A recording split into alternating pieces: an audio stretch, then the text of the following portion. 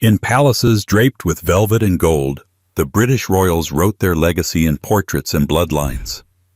But behind the throne, in shadows no one dared illuminate, were children who didn't fit the script.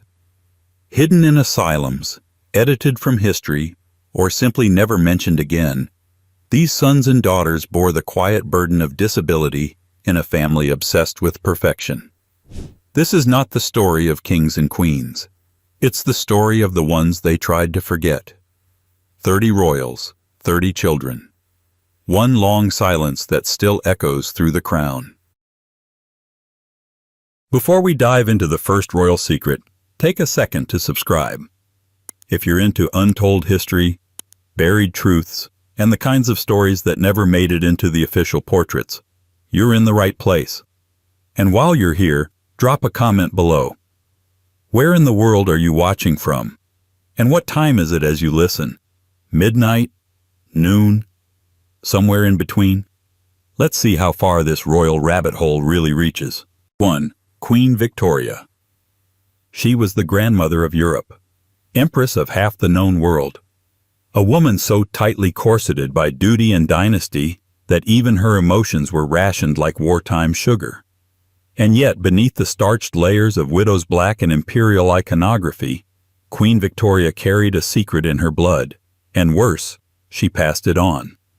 Her youngest son, Prince Leopold, Duke of Albany, was born with hemophilia, a genetic condition that made the simplest injury a potential death sentence. A bruise could become a bloodbath, a stumble, a slow execution. At the time, the British public knew nothing. To them, Victoria's brood was robust, militaristic, almost aggressively fertile. 17 grandchildren would go on to occupy the thrones of Europe. And yet in this most powerful family of the 19th century, there lurked a silent flaw that no throne could protect against. Hemophilia was the royal family's curse, but it wasn't treated that way, not publicly. Because admitting to a weakness, especially a hereditary one, would have meant more than shame.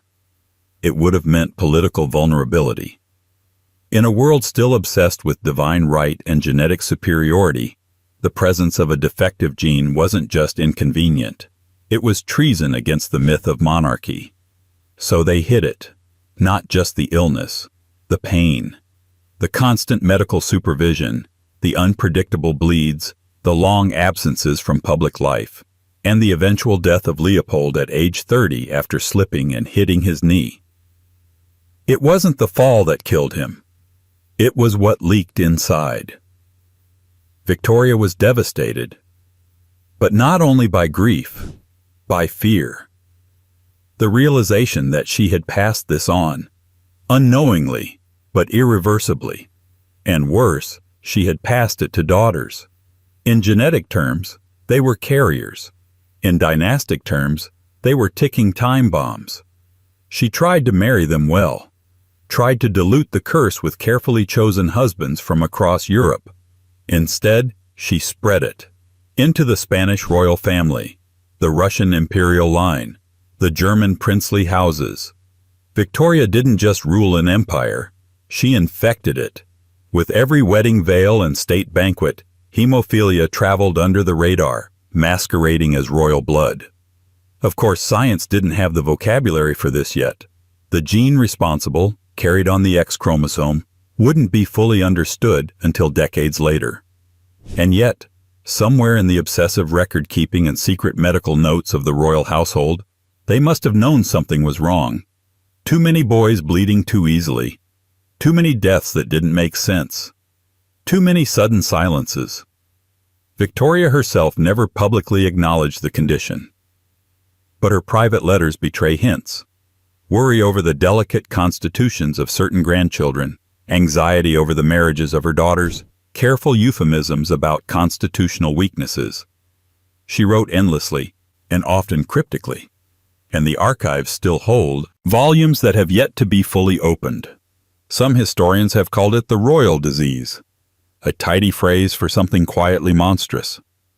But the more unsettling question is not how it spread, it's how long it was kept quiet. Not just in Britain, but across Europe. in palaces that valued image over truth, obedience over health, and bloodlines over the bodies that carried them. Because what does it mean when the very thing that defines your right to rule, your lineage, is also the source of your downfall? Leopold wasn't the only one. He passed it to his daughter, who passed it on again. A recursive tragedy dressed in ermine and honorifics. And in the next generation, the secret bled forward again. Only this time the cover-up would become even darker, because the next royal wouldn't just carry the disease. He would be its living, dying proof. Hidden away, edited from photographs, and remembered only when it was too late. Now enter the prince who never got to grow old. 2. Prince Leopold, Duke of Albany. He was born into perfection, the youngest son of Queen Victoria and Prince Albert. And yet he arrived into a world that would never allow him to be perfect. Prince Leopold, Duke of Albany, had inherited more than a title.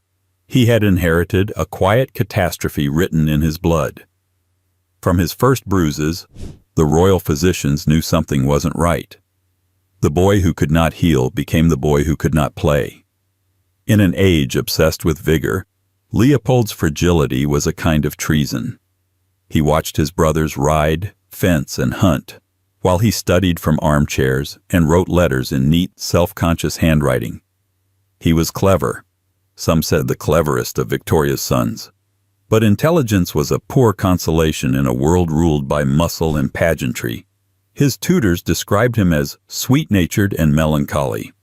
His mother called him my poor boy and my clever child in the same breath, as though intellect were compensation for pain.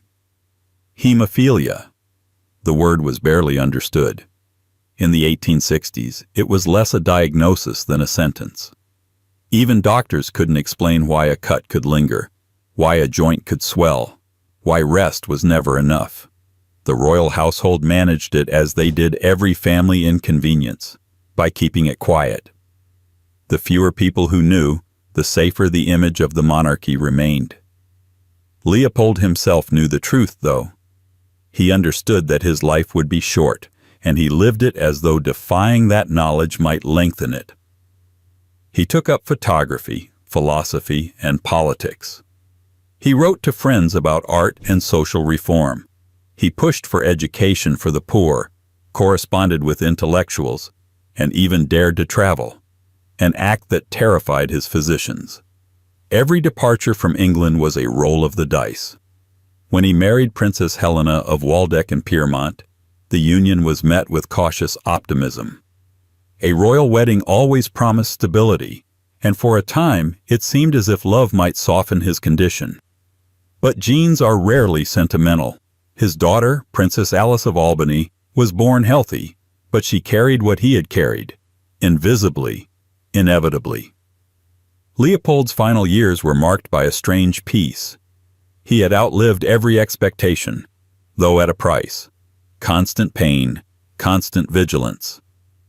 His letters became softer, more philosophical. He often spoke about the burden of lineage, as though sensing the deeper inheritance that haunted his family. In March 1884, while in Cannes, he slipped. It was small, the kind of accident anyone might have.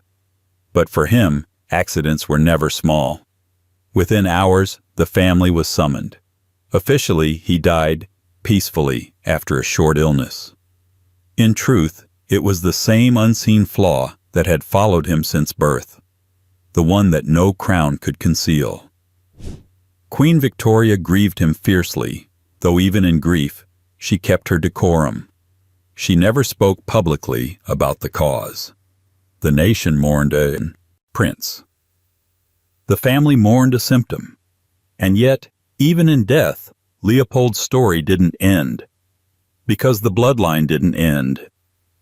His daughter would pass the same mysterious inheritance to her son, another royal child doomed to live under the shadow of an unexplained condition. The royal curse had learned to move quietly, like a rumor written in the veins of a dynasty. And the next chapter of that rumor was about to unfold in the life of a little boy hidden from view, a prince who would never be allowed to grow up in public. Before we dive into the first royal secret, take a second to subscribe. If you're into untold history, buried truths, and the kinds of stories that never made it into the official portraits, you're in the right place. And while you're here, drop a comment below. Where in the world are you watching from? And what time is it as you listen? Midnight? Noon? Somewhere in between? Let's see how far this royal rabbit hole really reaches. 3. King George V. It was an empire of decorum.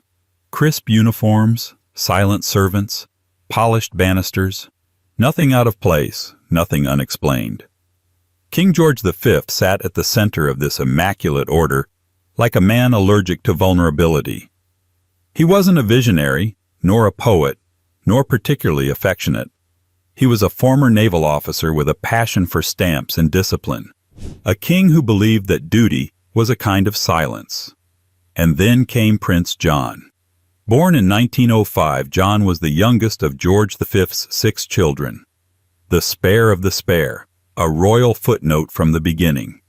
At first he seemed ordinary enough, if a bit rambunctious. But by the age of 4, it was clear something was different. His behavior was erratic, his speech delayed, and he struggled with physical coordination. The palace physicians, with the medical vocabulary of the early 20th century, whispered words like nervous disorder and epileptic tendencies. Today, many believe he may have been autistic, or perhaps he simply existed beyond easy definition, a child who didn't fit the mold and therefore had to be made invisible. For the House of Windsor, imperfection was not just inconvenient, it was unspeakable. Prince John was slowly removed from public view. First it was fewer outings, then it was homeschooling, then a quiet relocation to Wood Farm, a secluded residence on the Sandringham estate. There he lived under the care of a governess and a staff who, by all accounts, genuinely adored him.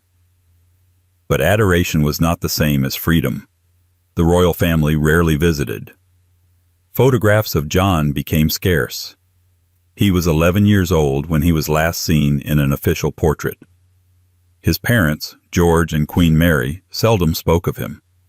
It wasn't cruelty so much as policy. They believed, or perhaps needed to believe, that shielding him from public life was a kindness, a form of protection. After all, what would the world do with a prince who couldn't wave properly, who stammered, twitched, wandered?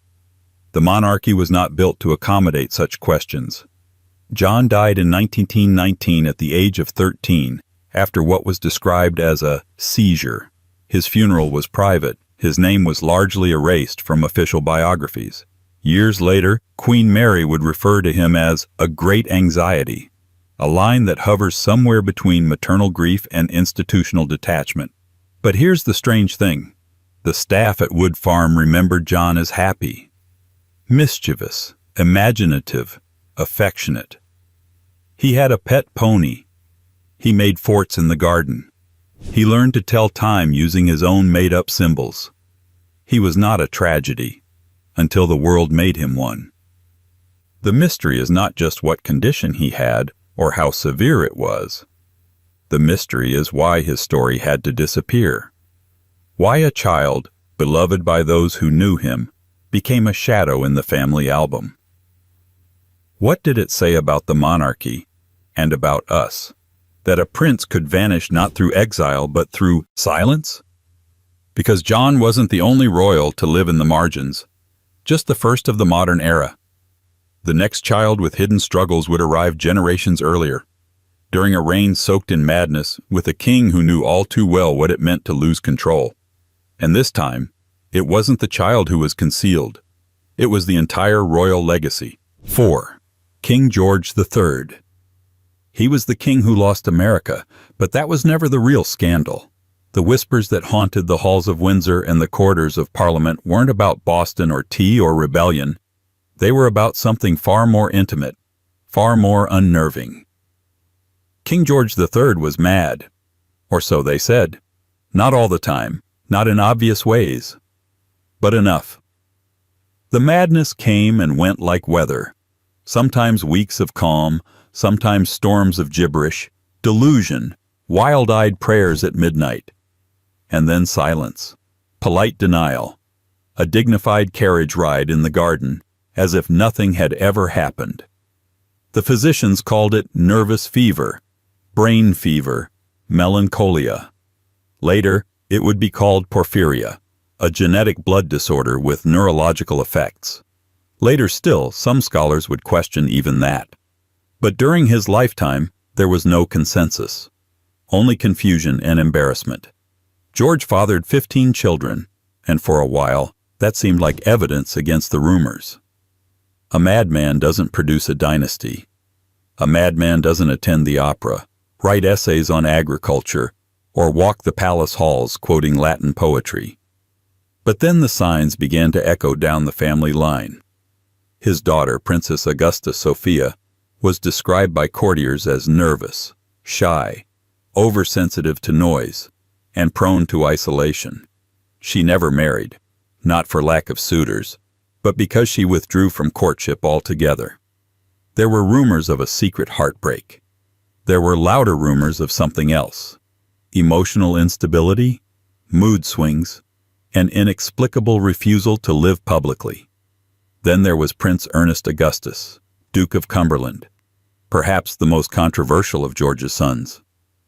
Militaristic, volatile, politically extreme. He was accused of every scandal imaginable, from conspiracy to assault, most of which remain unproven. But beneath the public drama lay something subtler, a thread of unpredictable behavior, irrational rage, and social missteps that made even his allies uneasy. Ernest, some said, had inherited more than George's eyes. Were they truly disabled in a medical sense? That's the trick of royal history. The difference between illness and eccentricity often lies in who's holding the pen. In this family, emotional volatility was treated as political instability, and political instability was never just a private concern, it was dynastic rot. So even when symptoms appeared, anxiety, compulsions, long periods of withdrawal, the palace responded the way it always had, with polite silence and carefully managed rumors. George III's own breakdowns became legendary. Locked doors, physicians on call, public appearances canceled at the last minute. During one episode, he reportedly talked for hours without stopping, his words unraveling into chaos. During another, he mistook a tree for the King of Prussia and tried to shake its hand. But perhaps the most unsettling part of George III's story is not how he suffered. It's how normal his reign appeared from the outside. For decades, the machinery of monarchy carried on. Decrees were signed, balls were held, portraits were painted, all while the king slipped in and out of reality like a figure on a broken carousel. His children watched. Some inherited fragments of his affliction. Others carried only the silence around it. And the silence, as always, became hereditary. But if George's reign proved anything, it's that madness doesn't disqualify power. In fact, sometimes it reinforces it, especially when it's cloaked in velvet and lit by candlelight. And in the next royal generation, the velvet would stay, but the body would begin to fail in other quieter ways. Because even kings obsessed with strength can't outbreed fragility, and the Tudor obsession with male heirs was about to end with a child who was never strong enough to wear the crown for long. 5. King Henry VIII. The image of Henry VIII that history prefers is the one wielding power like a weapon. Broad-shouldered, bejeweled, eyes like a predator in heat. He's remembered as the king who split with the Pope, created his own church, married 6 women like they were seasonal fashions, and sent 2 of them to their deaths. A man obsessed with legacy, with virility, with sons. And yet, under all that royal bravado, Henry VIII may have been the most anxious father England ever had, because something kept going wrong with his children. Not in ways the court could admit aloud, but enough to make the line of succession a revolving question mark. His only legitimate son, Edward VI, was the prize, the long-awaited male heir, born to his third wife, Jane Seymour, who died days after his birth. At last, England had its future. But from infancy, Edward was frail. He was small for his age, thin-limbed, frequently ill, and plagued by mysterious ailments. Descriptions of his health vary, but most historians agree on this. Edward was a sickly child. He made it to the throne at 9. For 6 years he reigned, or rather his advisors did, while Edward grew paler and more withdrawn. By age 15, he was coughing blood and unable to walk long distances. He died before turning 16. Officially, it was tuberculosis. Unofficially, there were whispers of congenital defects, perhaps stemming from Henry's own health issues or something deeper in the Tudor gene pool. A prince who couldn't survive to adulthood, let alone produce children, was not just a personal tragedy. It was a constitutional problem. But Edward wasn't Henry's first child. There had been many before him. Pregnancies, miscarriages, stillbirths.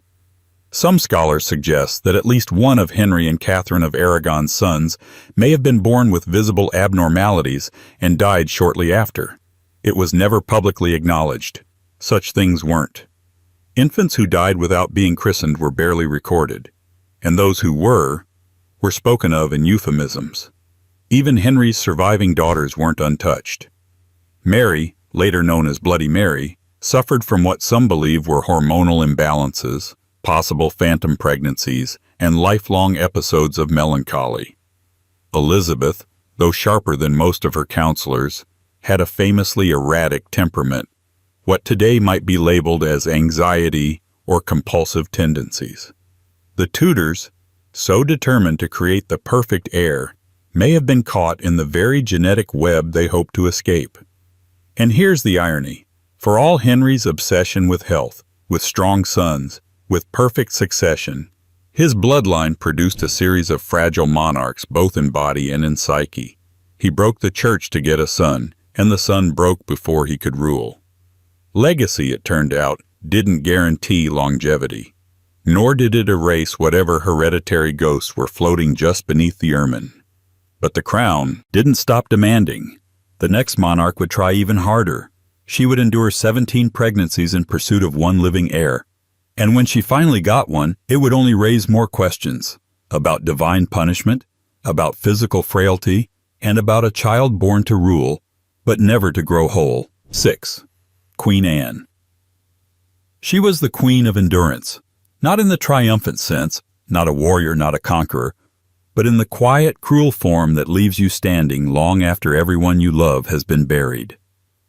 Queen Anne of Great Britain reigned over a united kingdom, but her personal life was a story of relentless loss.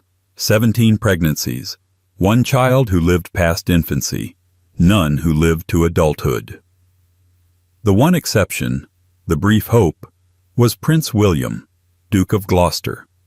Born in 1689, he arrived as the answer to years of failed pregnancies and royal disappointment. The court rejoiced. A Protestant male heir, healthy enough to be christened and paraded. For a moment it seemed Anne's troubles had finally turned. But William was not healthy. Not really. Almost from birth, William exhibited signs of what would later be understood as hydrocephalus, a condition where fluid accumulates in the brain, causing pressure and, often, developmental complications.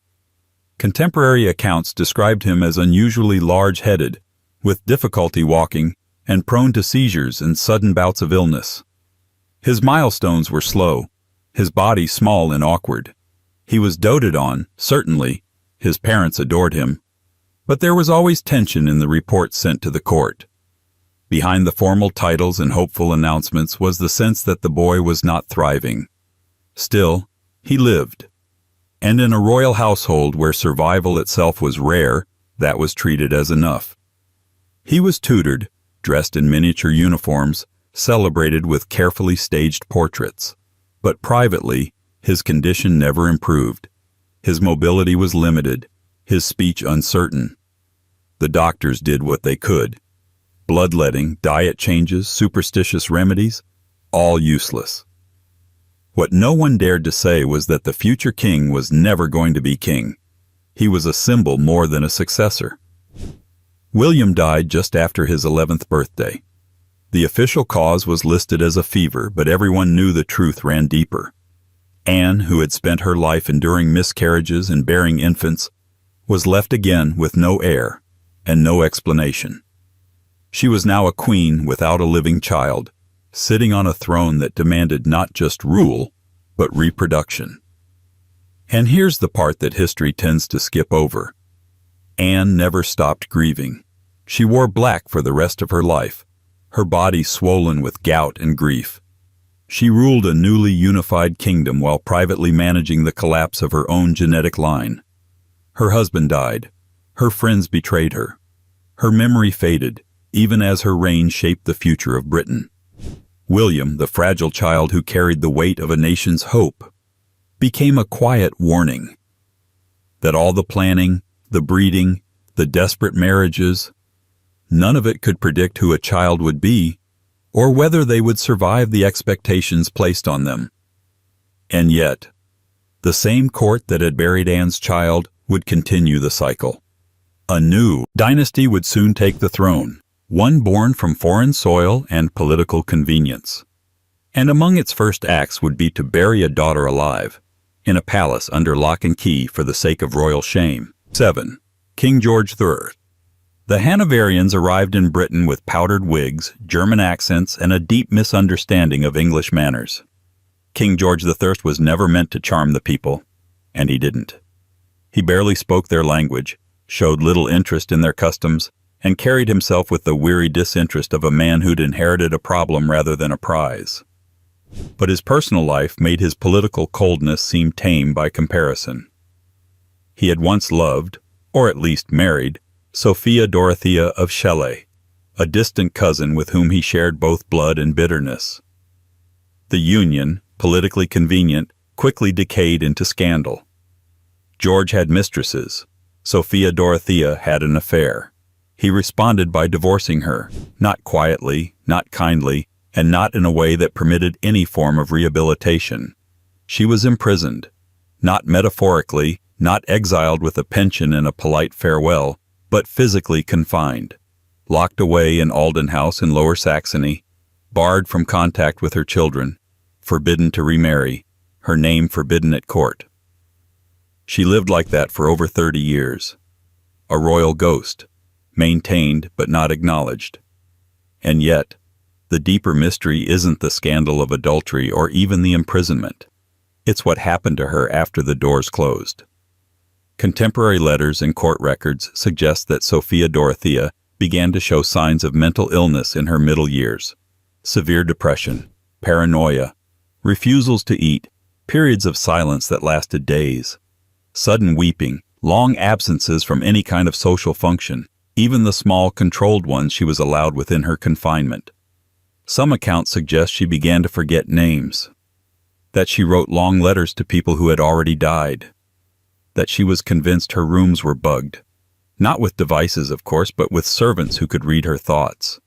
None of this was confirmed publicly. The monarchy had no interest in publicizing the mental state of a disgraced consort. But the records kept by her household staff, and the writings of foreign ambassadors who managed to glean whispers of her condition, paint a portrait not just of imprisonment, but of psychological collapse. Was it genetic? Circumstantial? The result of confinement or something deeper in the bloodline? No one could say. But Sophia Dorothea's son, who would later become George II, grew up with a ghost for a mother and a father who never spoke of her. Her name was omitted from his coronation. Her death, in 1726, was marked with a funeral devoid of her children. She had become, by then, a national secret, one that had to be mourned quietly, or not at all. The royal family moved on. Britain had a new king, a new dynasty, and an ever-growing empire. But the silence surrounding Sophia Dorothea was never broken. She vanished not with scandal, but with time.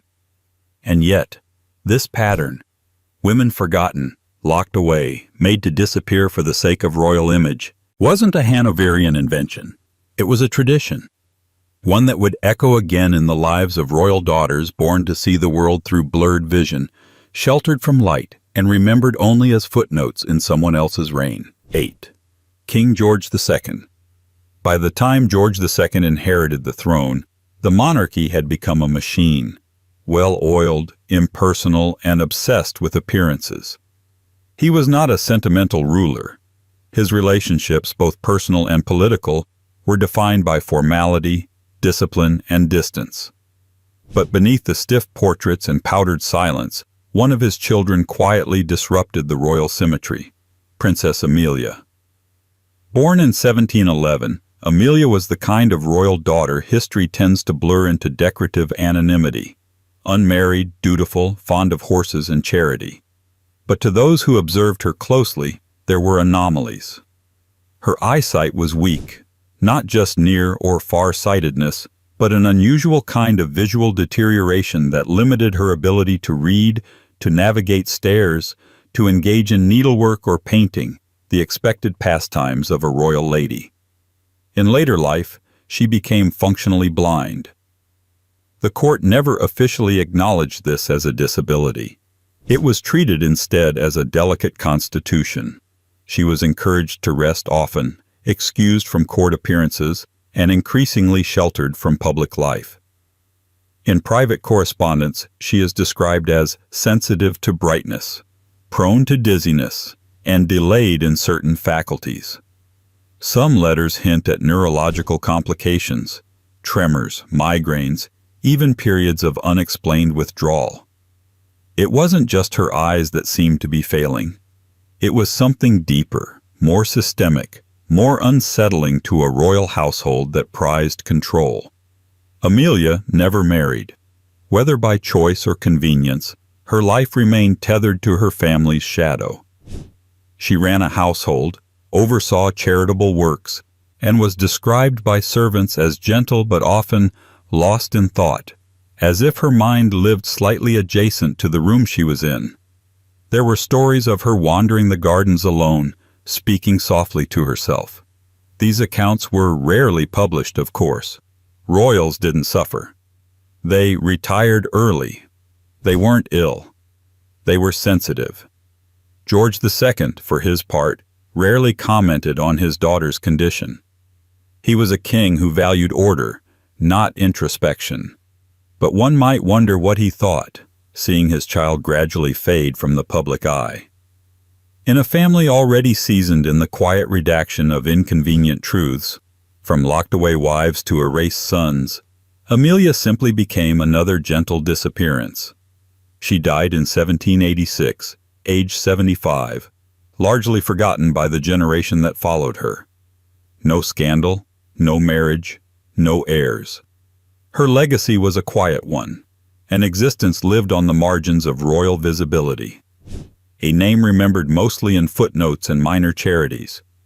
But what Amelia represents is something the monarchy has never fully confronted: the slow erosion of visibility as a coping strategy.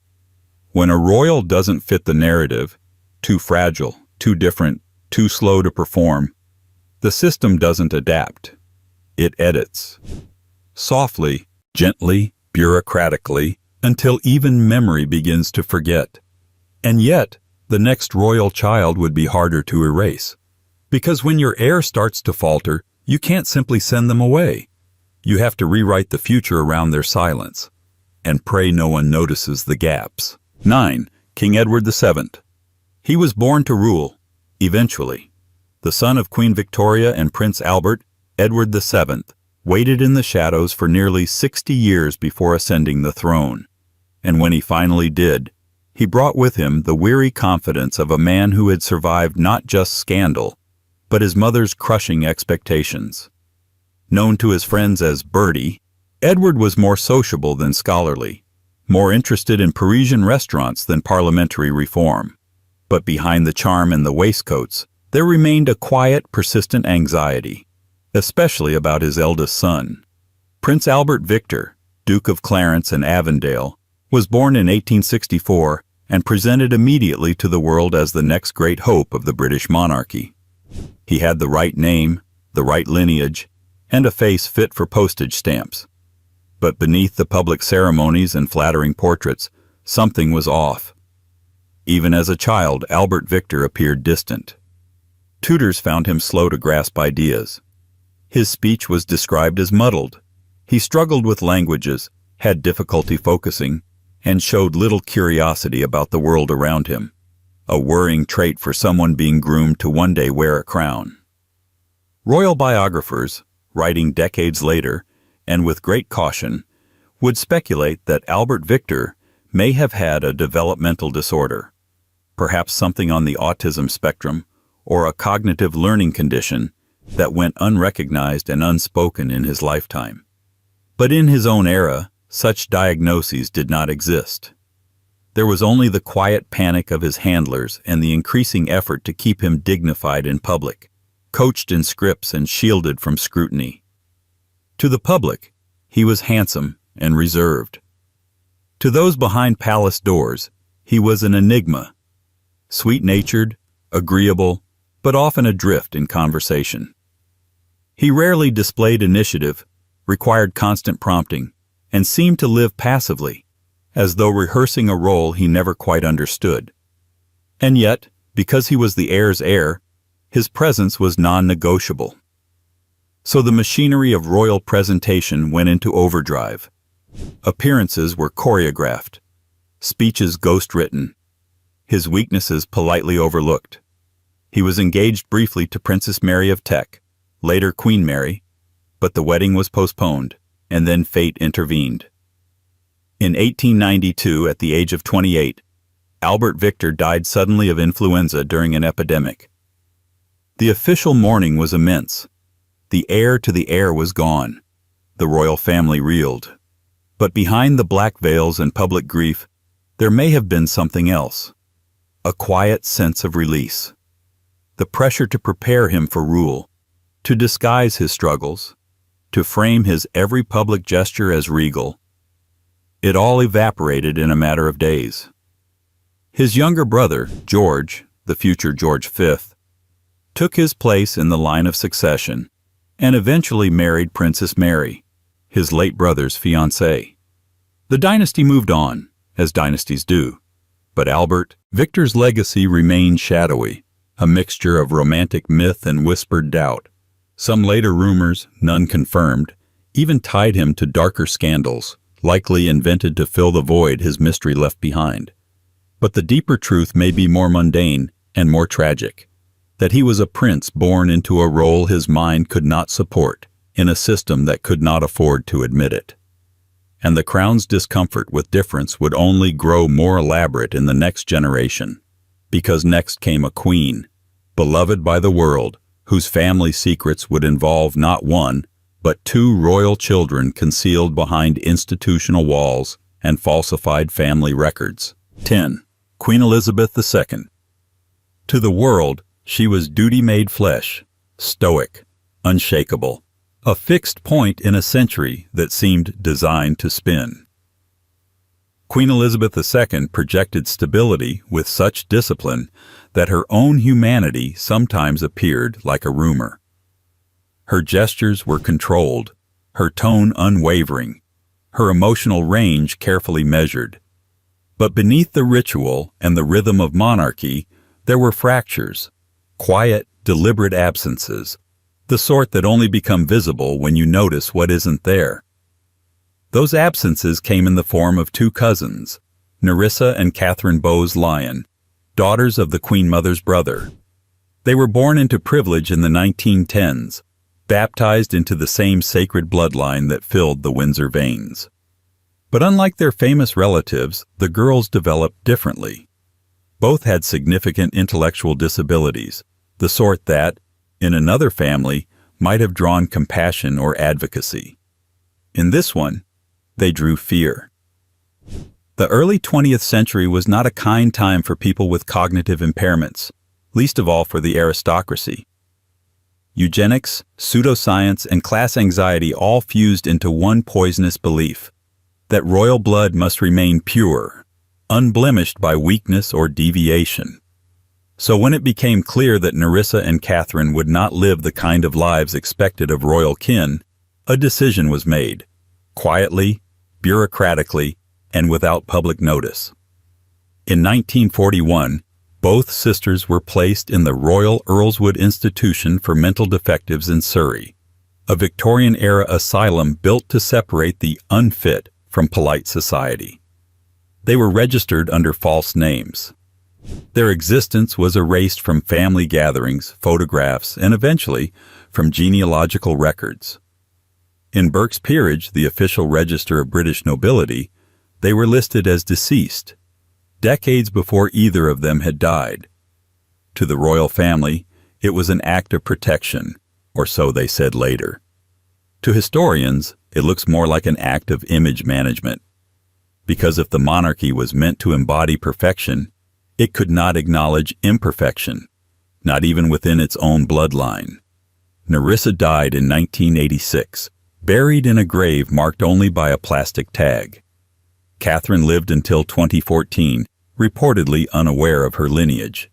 Neither received visits from the royal household, though it was claimed that the family sent gifts at Christmas. The institution's staff, not courtiers or cousins, became their family. When the truth surfaced in the 1980s, it struck a rare nerve in the British public.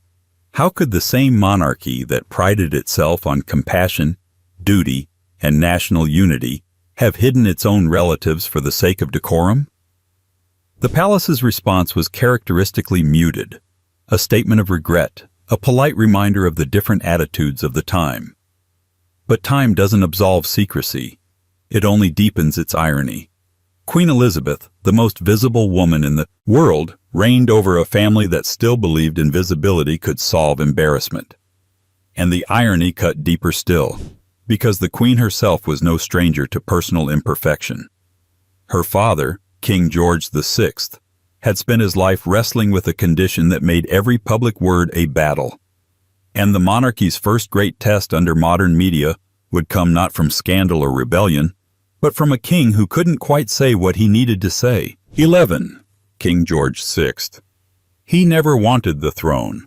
That much is clear. George VI was born the spare, the second son, the quiet one, the one meant to hover politely in the wings while his elder brother, Edward VIII, did the heavy lifting of monarchy. But fate and scandal had other plans. When Edward abdicated in 1936 to marry a divorced American, George was forced into the spotlight, reluctantly, nervously, and with a speech impediment that made every word feel like a battlefield. The nation knew him as the wartime king, the reluctant anchor of a country facing annihilation. But behind the scenes, his defining struggle wasn't just against fascism or fear. It was against his own voice. From childhood, George, known privately as Bertie, stammered. Not occasionally, not mildly, but with a severity that terrified his parents and humiliated him at court. Public speaking was agony. Even private conversation at times was a minefield of hesitations and blocks.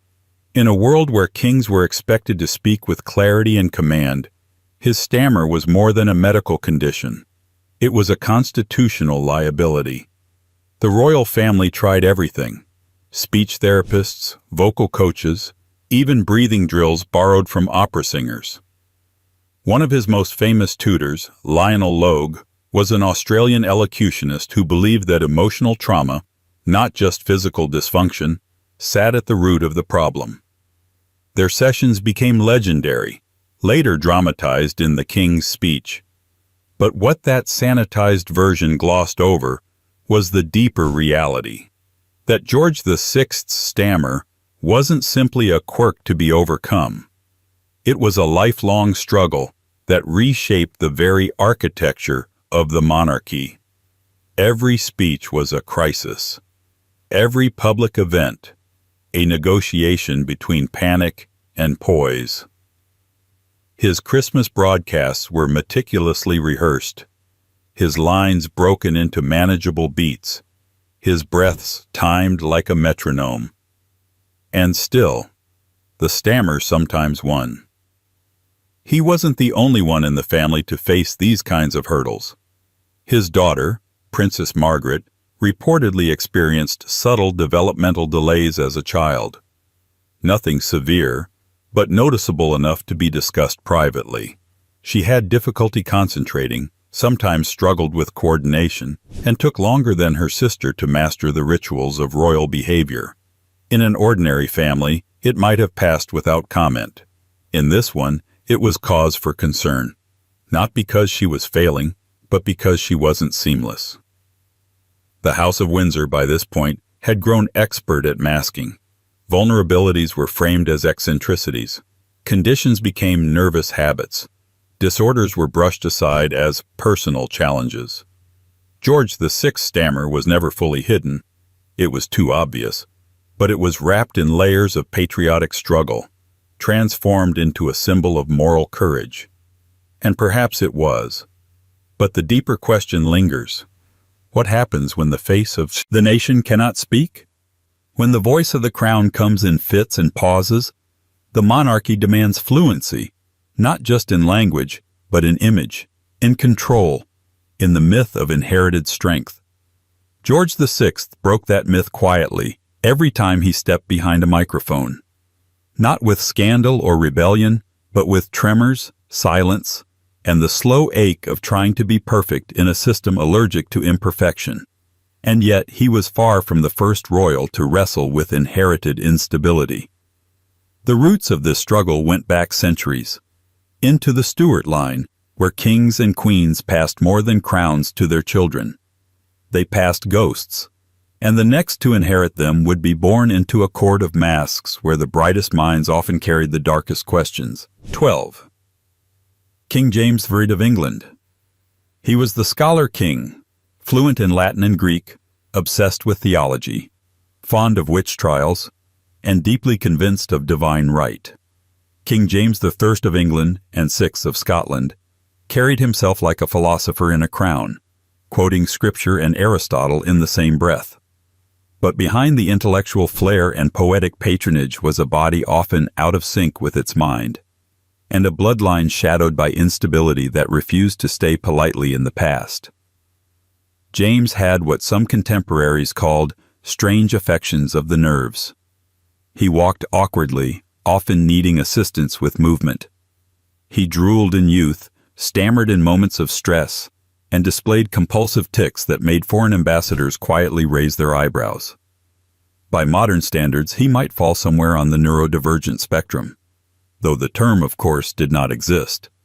What did exist were courtiers who knew how to pretend they saw nothing, and historians who knew how to write around it. Yet despite his bodily discomforts, James was fiercely intelligent, an avid debater, an obsessive writer, and deeply paranoid. His letters are peppered with sudden shifts in tone, veering from warm affection to suspicion without warning. He trusted no one completely, not even his own children. And for good reason. They were born into a world where loyalty was conditional, and legacy was not always kind. His daughter, Princess Elizabeth, was the brightest star of his offspring, married into the Palatinate, and remembered by many as a dignified, politically savvy figure. But it's in her descendants that the mystery deepens. Several of Elizabeth's children, raised in the patchwork courts of the Holy Roman Empire, showed signs of mental or emotional irregularity. One son, Prince Rupert, was described by observers as brilliant but erratic, capable of intense focus one moment and reckless disregard the next. Another, Prince Maurice, died young under circumstances laced with rumor. But the most haunting legacy came not from the sons, but from the pattern. Across multiple branches of the Stuart bloodline, particularly those that married back into European dynasties, there appears to be a recurring thread of what 17th century chroniclers called melancholy, madness, or simply trouble of the head. These weren't the poetic brooding of a Hamlet-type prince. These were real impairments, often managed behind closed doors, sometimes ending in lifelong seclusion. Was it genetic? Was it the inbreeding? Or was it simply the inevitable result of royal life, the isolation, the pressure, the ceremonial performance of normality under impossible expectations. James himself might have asked those questions had he lived in an era that allowed for them, but his worldview offered no such nuance.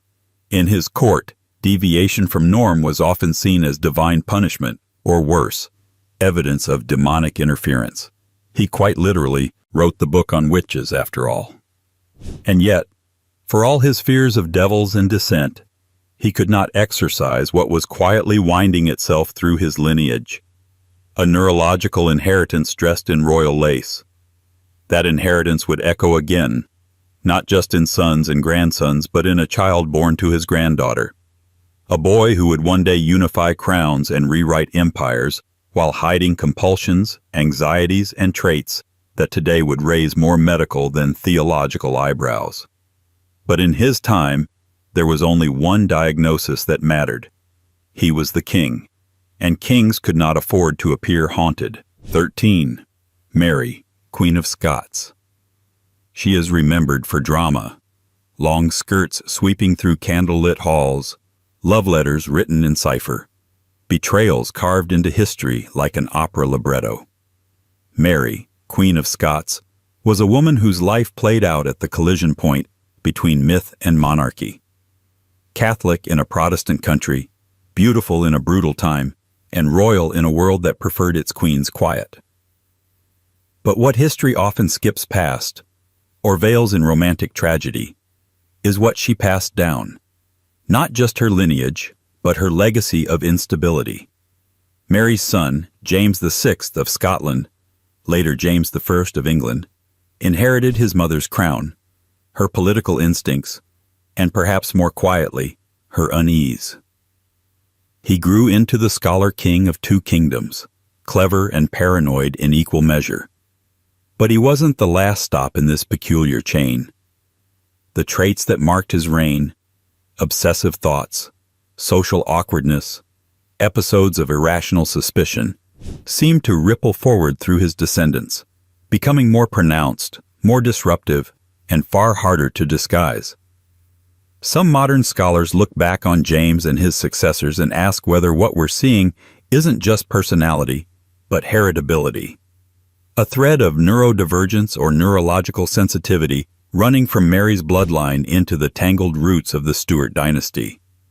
There's no clean medical term, no conclusive diagnosis, just a pattern.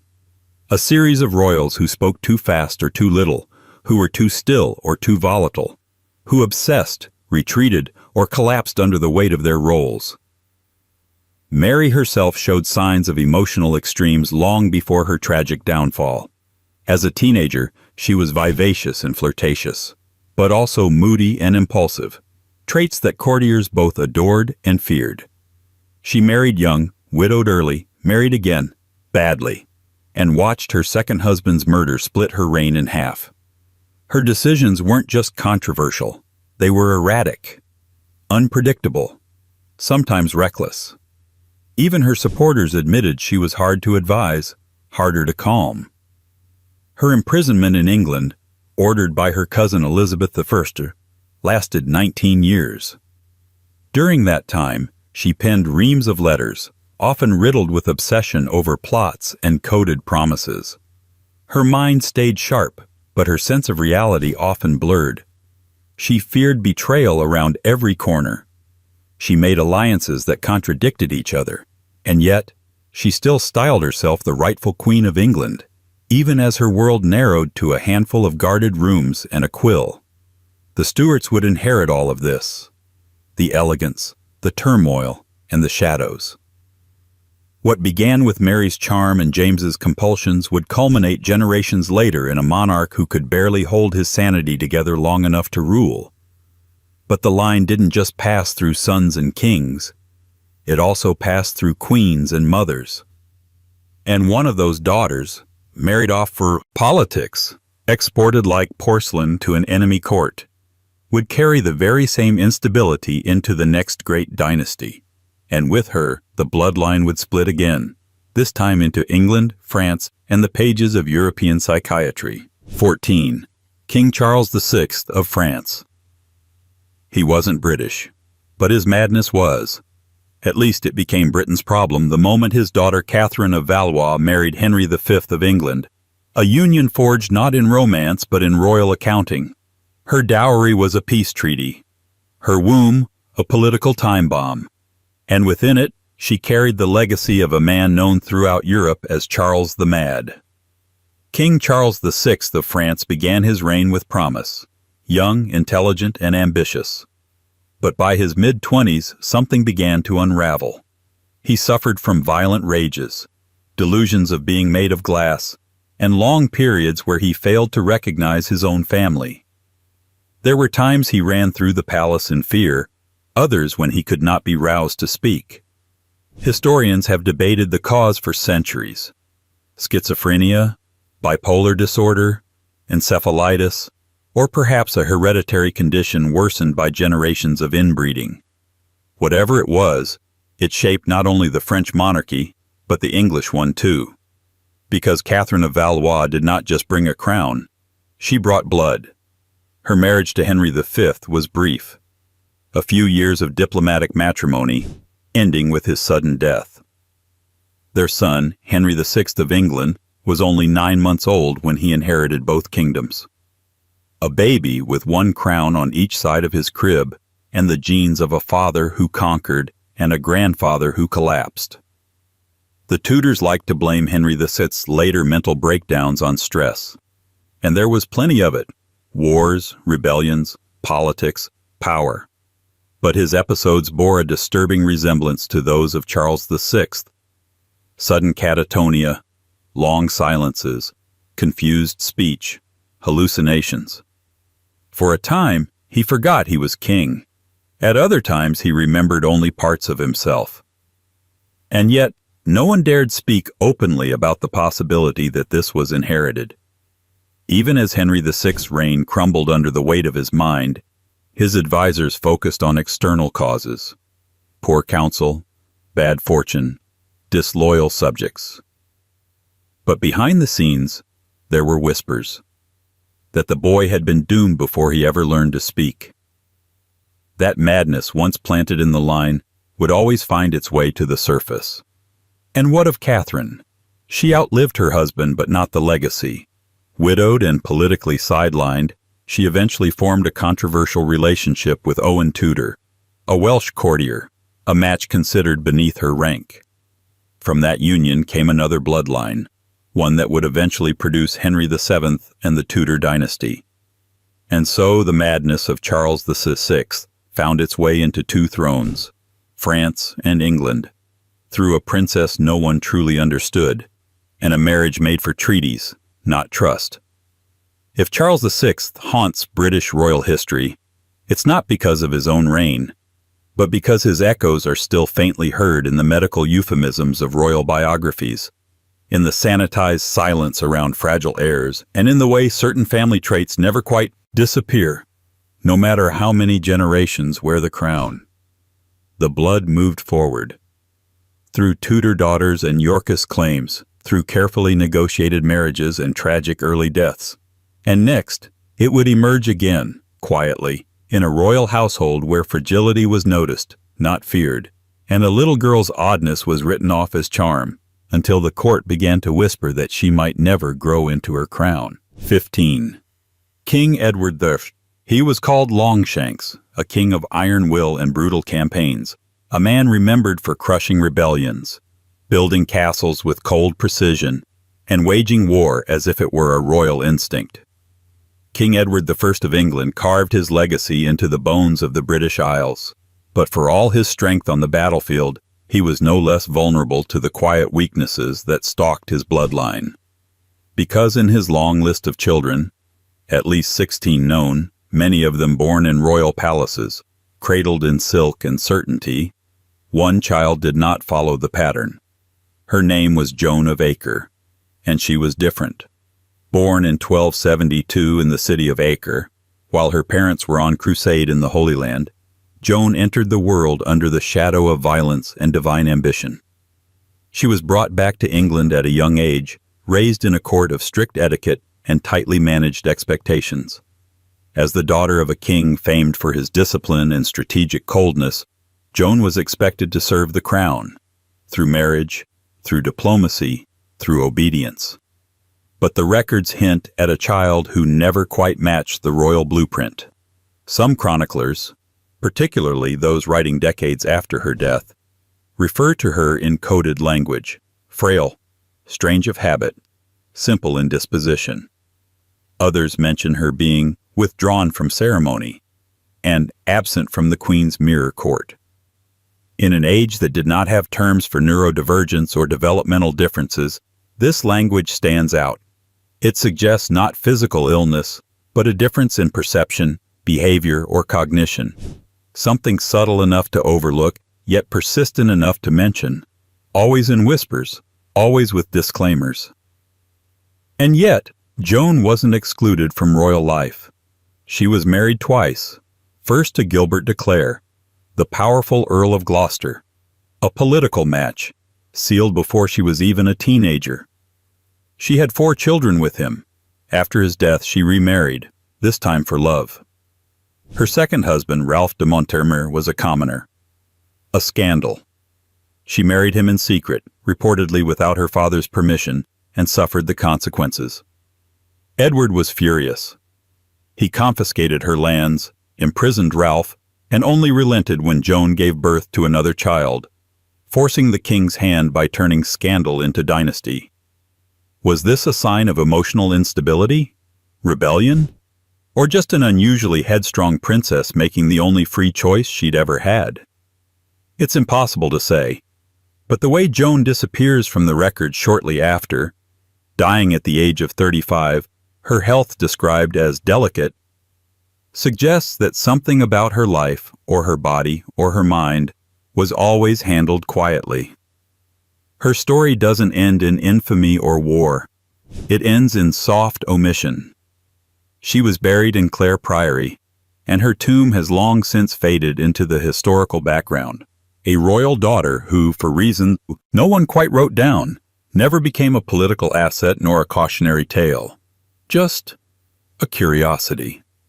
But the lineage she belonged to, and the questions she raised, would echo again in her ancestors. Because Edward's legacy wasn't just conquest and castles. It was a long line of children and grandchildren, many of whom carried something fragile beneath their titles. And one of them, a generation later, would suffer a far more public undoing. A girl born to reign, married off for politics, and driven slowly toward a silence no throne could protect her from. 16. Henry II of England. He was the architect of the Angevin Empire, a monarch of volcanic energy and volcanic temper, a king who ruled more land than any Englishman before him, and trusted almost no one, including his own children. Henry II of England governed through intimidation, strategy, and sheer intellectual horsepower. He surrounded himself with lawyers, built institutions, fought with bishops, and kept Europe's crowns within sword's reach. But for all his dynastic cunning, there was one child he could not maneuver into the historical light. Her name was Eleanor of England, and like many royal women of the 12th century, her life was meant to be symbolic. A diplomatic marriage, a secure alliance, a loyal daughter turned noble asset. Born in 1162, Eleanor was the 6th child of Henry II and Eleanor of Aquitaine, a princess by birth and eventually a countess by marriage. She was wedded to Alfonso VIII of Castile at the age of 14, a move designed to tether England's influence to the Iberian Peninsula. On paper, she fulfilled her purpose. In practice, the historical trail she left behind is hazy and darker than most court chronicles cared to explain. At first, the union appeared successful. Eleanor bore several children, including Berengaria of Castile, who would become queen consort of England through her marriage to Richard the Lionheart, Eleanor's own brother. And yet, within decades, reports emerged from Castile that Henry's daughter had begun to retreat from public life. The official explanations were vague: declining health, religious devotion, sorrow following the deaths of her children. But behind the formal narrative, something more troubling was quietly acknowledged in court letters and monastic chronicles, that Eleanor had become increasingly withdrawn, unpredictable, and emotionally volatile. Spanish sources refer to a period of seclusion and silence in her later years.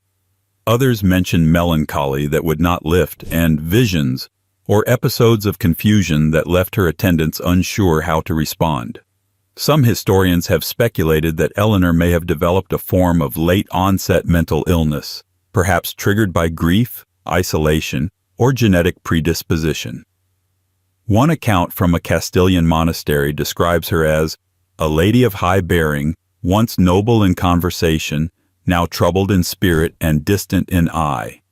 Another mentions a chronic nervous affliction that required her to be moved away from court into quieter surroundings. There are no direct medical records. None were kept in that time, but the pattern is familiar to modern readers. A royal who begins to disappear, not from the world, but from herself.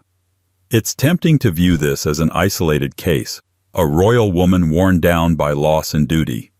But when viewed in the larger context of the Plantagenet line, it begins to look less like anomaly and more like inheritance. Henry II himself was known for his violent mood swings and erratic decision-making. His sons, particularly Richard and John, displayed impulsiveness, suspicion, and, in John's case, bursts of cruelty that bordered on the pathological. The family was brilliant, yes, but not balanced. And Eleanor's disappearance into obscurity didn't end the pattern, it merely passed it forward. Because the next generation of Plantagenets would bring the instability even closer to the throne, not hidden in castles abroad, but seated on it. And the king who followed would be remembered not for his policies or wars, but for the way his mind unraveled in public, as if history were finally tired of pretending. 17. King Richard II. He was crowned at 10 years old, dressed in gold, and burdened with expectation. King Richard II inherited a throne still quivering from rebellion, and from the start, the weight of the crown never quite fit his head, not because he lacked intelligence, but because he lacked something far more elusive: stability. To his supporters, Richard was refined, artistic, divinely inspired. To his enemies, he was erratic, petulant, and dangerous. To posterity, he remains one of the most psychologically enigmatic monarchs in English history, a king whose reign was less a tale of politics than of temperament, and whose mind, according to many chroniclers, was at war with itself. Born in 1367, Richard was the grandson of Edward III and the son of Edward the Black Prince, who died before ascending the throne. That left Richard, a child, in line for the crown during a period of deep political unrest. As a boy king, he survived the Peasants' Revolt of 1381 with surprising composure, confronting rebel leader Wat Tyler face to face. But this early act of courage turned out to be the exception, not the pattern. As he matured, the public began to notice things that didn't quite add up. He surrounded himself with a tight circle of favorites and seemed to withdraw from the traditional structures of court. He became obsessed with ceremony, ritual, and the divine nature of kingship. His approach to ruling was theatrical, sometimes literally. He would commission elaborate pageants and religious performances in his honor. He had himself depicted in portraits not as a man, but as a Christ-like figure, radiant and untouchable. But beneath the polished surface was a pattern of paranoia and sudden, impulsive cruelty. He could be calm one moment, then lashing out the next. His punishments were often severe and disproportionate. Nobles exiled without cause, property confiscated, old allies turned into enemies overnight. He seemed to believe that his authority was absolute, not in the constitutional sense, but in the metaphysical one. Many of his contemporaries, including chroniclers like Thomas Walsingham, openly questioned his mental stability. They described him as prone to brooding, disconnected from reality, and unable to manage contradiction. Some noted episodes of what we might now recognize as dissociation, moments when he appeared unaware of his surroundings or spoke as though in a trance. His downfall was almost inevitable. In 1399, Henry Bolingbroke, later Henry IV, returned from exile, claimed the throne, and deposed Richard without much resistance. The king was arrested, imprisoned in Pontefract Castle, and eventually died under circumstances that remain vague and suspicious. Officially, he wasted away. Unofficially, it was the final chapter in a reign defined by unraveling, of trust, of power, and perhaps of the king's own mind. But Richard's story is not unique in his family tree. He was a Plantagenet, and the line was heavy with rulers who burned bright and broke early. The volatility wasn't just personal, it was generational. And the next to wear the crown would take that inheritance to new depths, embodying not just emotional instability, but what modern historians now suspect was a profound neurological disorder. A king who would vanish not in battle, but inside his own body, one step away from catatonia and one step closer to the end of a dynasty. 18. King Henry VI. If a monarchy can be haunted, Henry VI's reign was a séance conducted in daylight. A slow, unsettling presence that everyone could feel, but no one could explain. He was born into war, crowned as an infant, and inherited 2 kingdoms before he could walk. England and France were his by blood, but neither would remain his for long. Because from the start, Henry VI was not like other kings, and everyone around him knew it. Born in 1421, the only child of Henry V and Catherine of Valois, Henry became King of England at just 9 months old, and through his mother, King of France at age 10. He was surrounded by regents, clerics, and power-hungry nobles who used the boy's silence as a blank slate for their ambitions. But the silence never ended. Henry was gentle, devout, unassertive, and curiously passive. These might be admirable traits in a monk. For a monarch in the midst of the 100 Years' War, they were catastrophic. He showed little interest in governance. He struggled to assert himself in council. He preferred reading scripture to commanding troops. While the nation boiled with unrest, Henry remained serene, even disconnected. Many chroniclers, even sympathetic ones, described him as simple. Others hinted at something more clinical. But it wasn't until 1453, when Henry was 31, that his condition could no longer be denied. That year, without warning, he suffered what modern scholars believe was a complete mental breakdown. He stopped speaking. He no longer recognized his newborn son. He stared through his courtiers as if they weren't there. He was entirely unresponsive for over a year. No orders, no reactions, no awareness of his surroundings. Today, many believe Henry suffered from catatonic schizophrenia, or a related neurological disorder, likely inherited.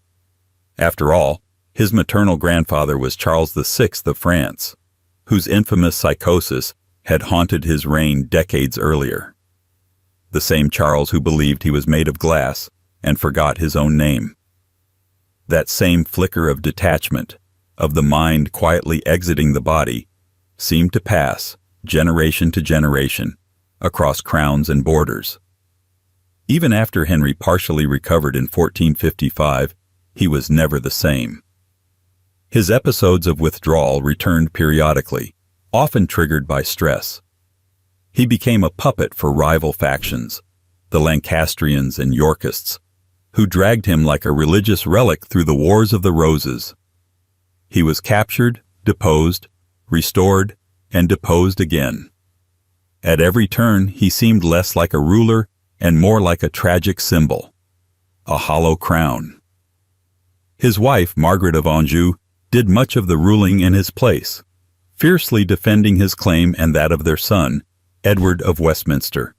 But Edward, too, presented challenges. Reports from his youth suggest he was prone to violent outbursts, intense mood swings, and an unnerving enthusiasm for warfare far beyond his years. Some called him the young savage. Others wondered, more quietly, whether something unnatural had taken hold in the bloodline. Not just madness, but something deeper, untamed, and unnameable. Henry VI died in the Tower of London in 1471, under circumstances that were, at best, ambiguous. Officially, it was melancholy. unofficially, political convenience. Either way, he left behind a kingdom in ruin and a legacy that was never quite allowed to make sense. But the monarchy would not purge this shadow so easily. The crown simply passed it forward, into yet another line, another child, another tightly controlled courtship between power and denial. And next, it would reappear not in the chaos of open warfare, but in the quiet, tragic body of a little girl whose fragility would be recorded in silk letters and funeral hymns. 19. King James II. In the official portraits, he looks composed, slightly aloof, eyes half-lidded with princely boredom, the gaze of a man who'd rather be on a battlefield than in a throne room. King James II of England and VII of Scotland is usually remembered for his religious stubbornness, his forced Catholicism in a Protestant country, and his swift removal from the throne during the Glorious Revolution of 1688. But like many monarchs before him, his public legacy masks a private thread, one woven into his bloodline and embodied, briefly and heartbreakingly, by his daughter.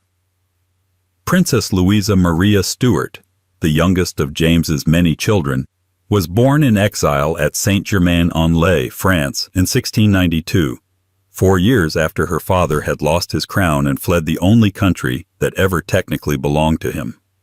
Louisa was born into a court of broken dreams, Jacobite loyalists still clinging to the fantasy of a Stuart restoration, French courtiers politely tolerating their royal guests, and her aging parents, James and Mary of Modena, trying to hold on to the illusion of dynasty. At first, she was presented as a symbol of hope, a new princess, a possible link to legitimacy. But almost immediately, there were concerns.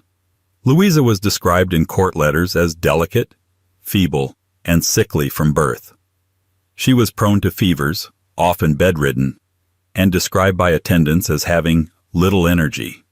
She grew slowly, physically and socially. While other children of noble birth were learning court etiquette and languages, Louisa spent much of her short life attended by physicians, confined to bedchambers, and spoken of in cautious, reverent tones. Modern historians suspect she may have had a congenital illness, something that weakened her immune system or affected her neurological development.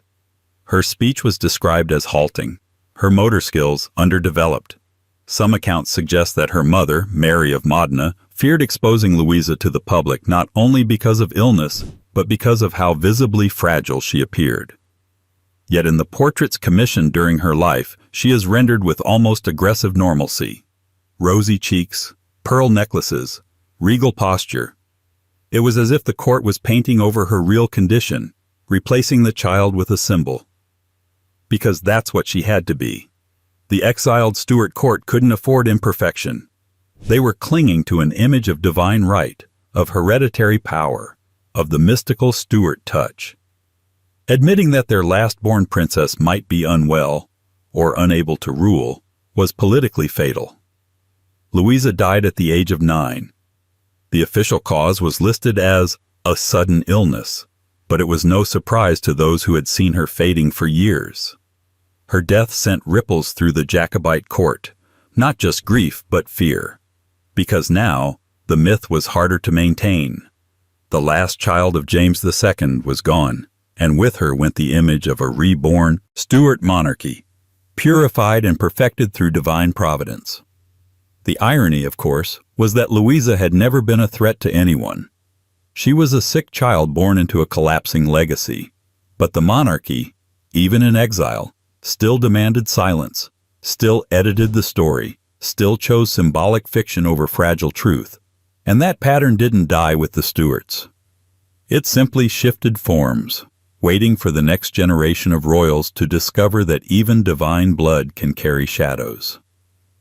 Shadows that would follow them back to England, back to the throne, and back into the lives of children whose seizures and silence would once again become secrets too dangerous to name. 20. King Henry he was the fourth son of William the Conqueror, never expected to rule, never supposed to inherit anything beyond his own ambition. And yet, King Henry III outlived his older brothers, seized the crown of England in a moment of political chaos, and ruled with the cold precision of a man who knew power was never safe. He was calculating, shrewd, and unusually literate for a medieval king.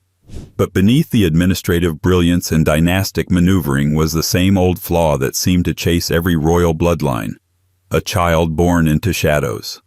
Her name was Matilda of Perche, one of Henry's many illegitimate daughters. And yes, there were many.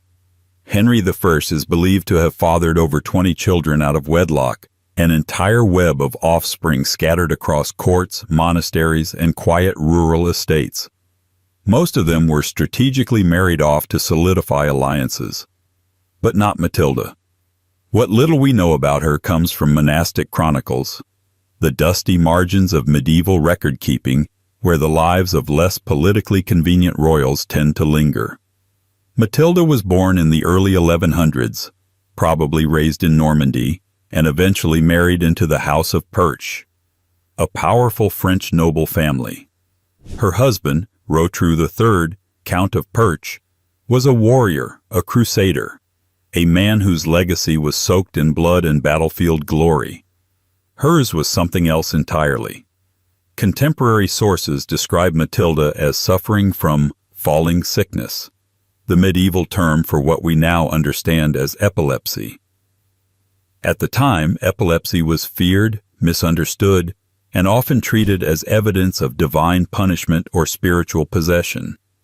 It was not seen as a medical condition, but as a rupture in the soul, a flaw that brought shame to both the afflicted and their kin. That shame mattered more when the blood in question was royal. There's no record of Matilda attending major court functions, no trace of her in ceremonial roles, and no detailed chronicle of her contributions as a countess. What we do find are vague references to her ill humors, sacred fits, and withdrawal from public life. Her seizures were said to be frequent and unpredictable. At times, she was confined to bed for weeks. At others, she was sent to religious houses for what was diplomatically called reflection, but more likely amounted to cloistered care and social containment. Her husband, Rotrou, appears to have remained loyal, or at least quiet. But even his own chronicles mention her sparingly. When Matilda died, her funeral was conducted without fanfare, her tomb marked modestly, if at all. No monuments, no public mourning, no royal epitaph carved into history. She was a daughter of a king, a countess by marriage, and a woman whose condition stripped her of both visibility and significance in the official record. And yet she left a mark, a subtle, unsettling reminder that royal blood could carry more than privilege. It could carry stigma, illness, something uncontrollable, something that could not be smoothed over by heraldry or holy oil. Henry I, who famously lost his legitimate son in the White Ship disaster, tried to shape his dynasty with steel and strategy. But Matilda's story, hidden, overlooked, and quietly erased, exposes the truth behind the throne, that kings could not outplan their own biology. And as we move down the bloodline, the pattern only sharpens. Because the next chapter belongs not to a royal daughter hidden in the countryside, but to one whose very mind would become the subject of whispered diagnoses, a princess who spoke strangely, lived restlessly, and would eventually be remembered as mad, though no one dared say it while she lived. 21. King Edward I's granddaughter, Joan of Bar. The chronicles remember her only in passing, a faint footnote in the long shadow of medieval kings. Joan of Bar, granddaughter of King Edward I, was born into privilege that guaranteed her nothing. She was connected by blood to conquerors and crusaders, yet her life unfolded in quiet confinement and courtly whispers. While her male relatives carved their names into stone, Joan's legacy was written in rumor. And like so many royal women of her time, her story was not destroyed by scandal, but dissolved by silence.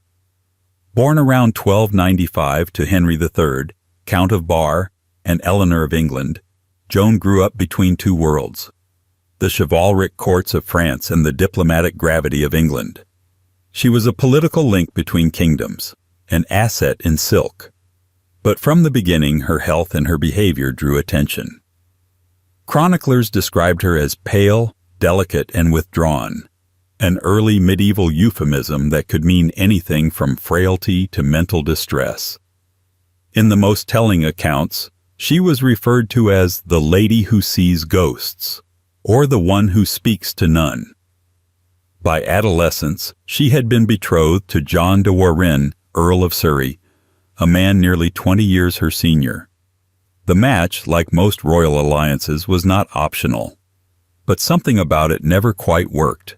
Letters preserved in later archives suggest that Joan's disposition made her difficult to engage with.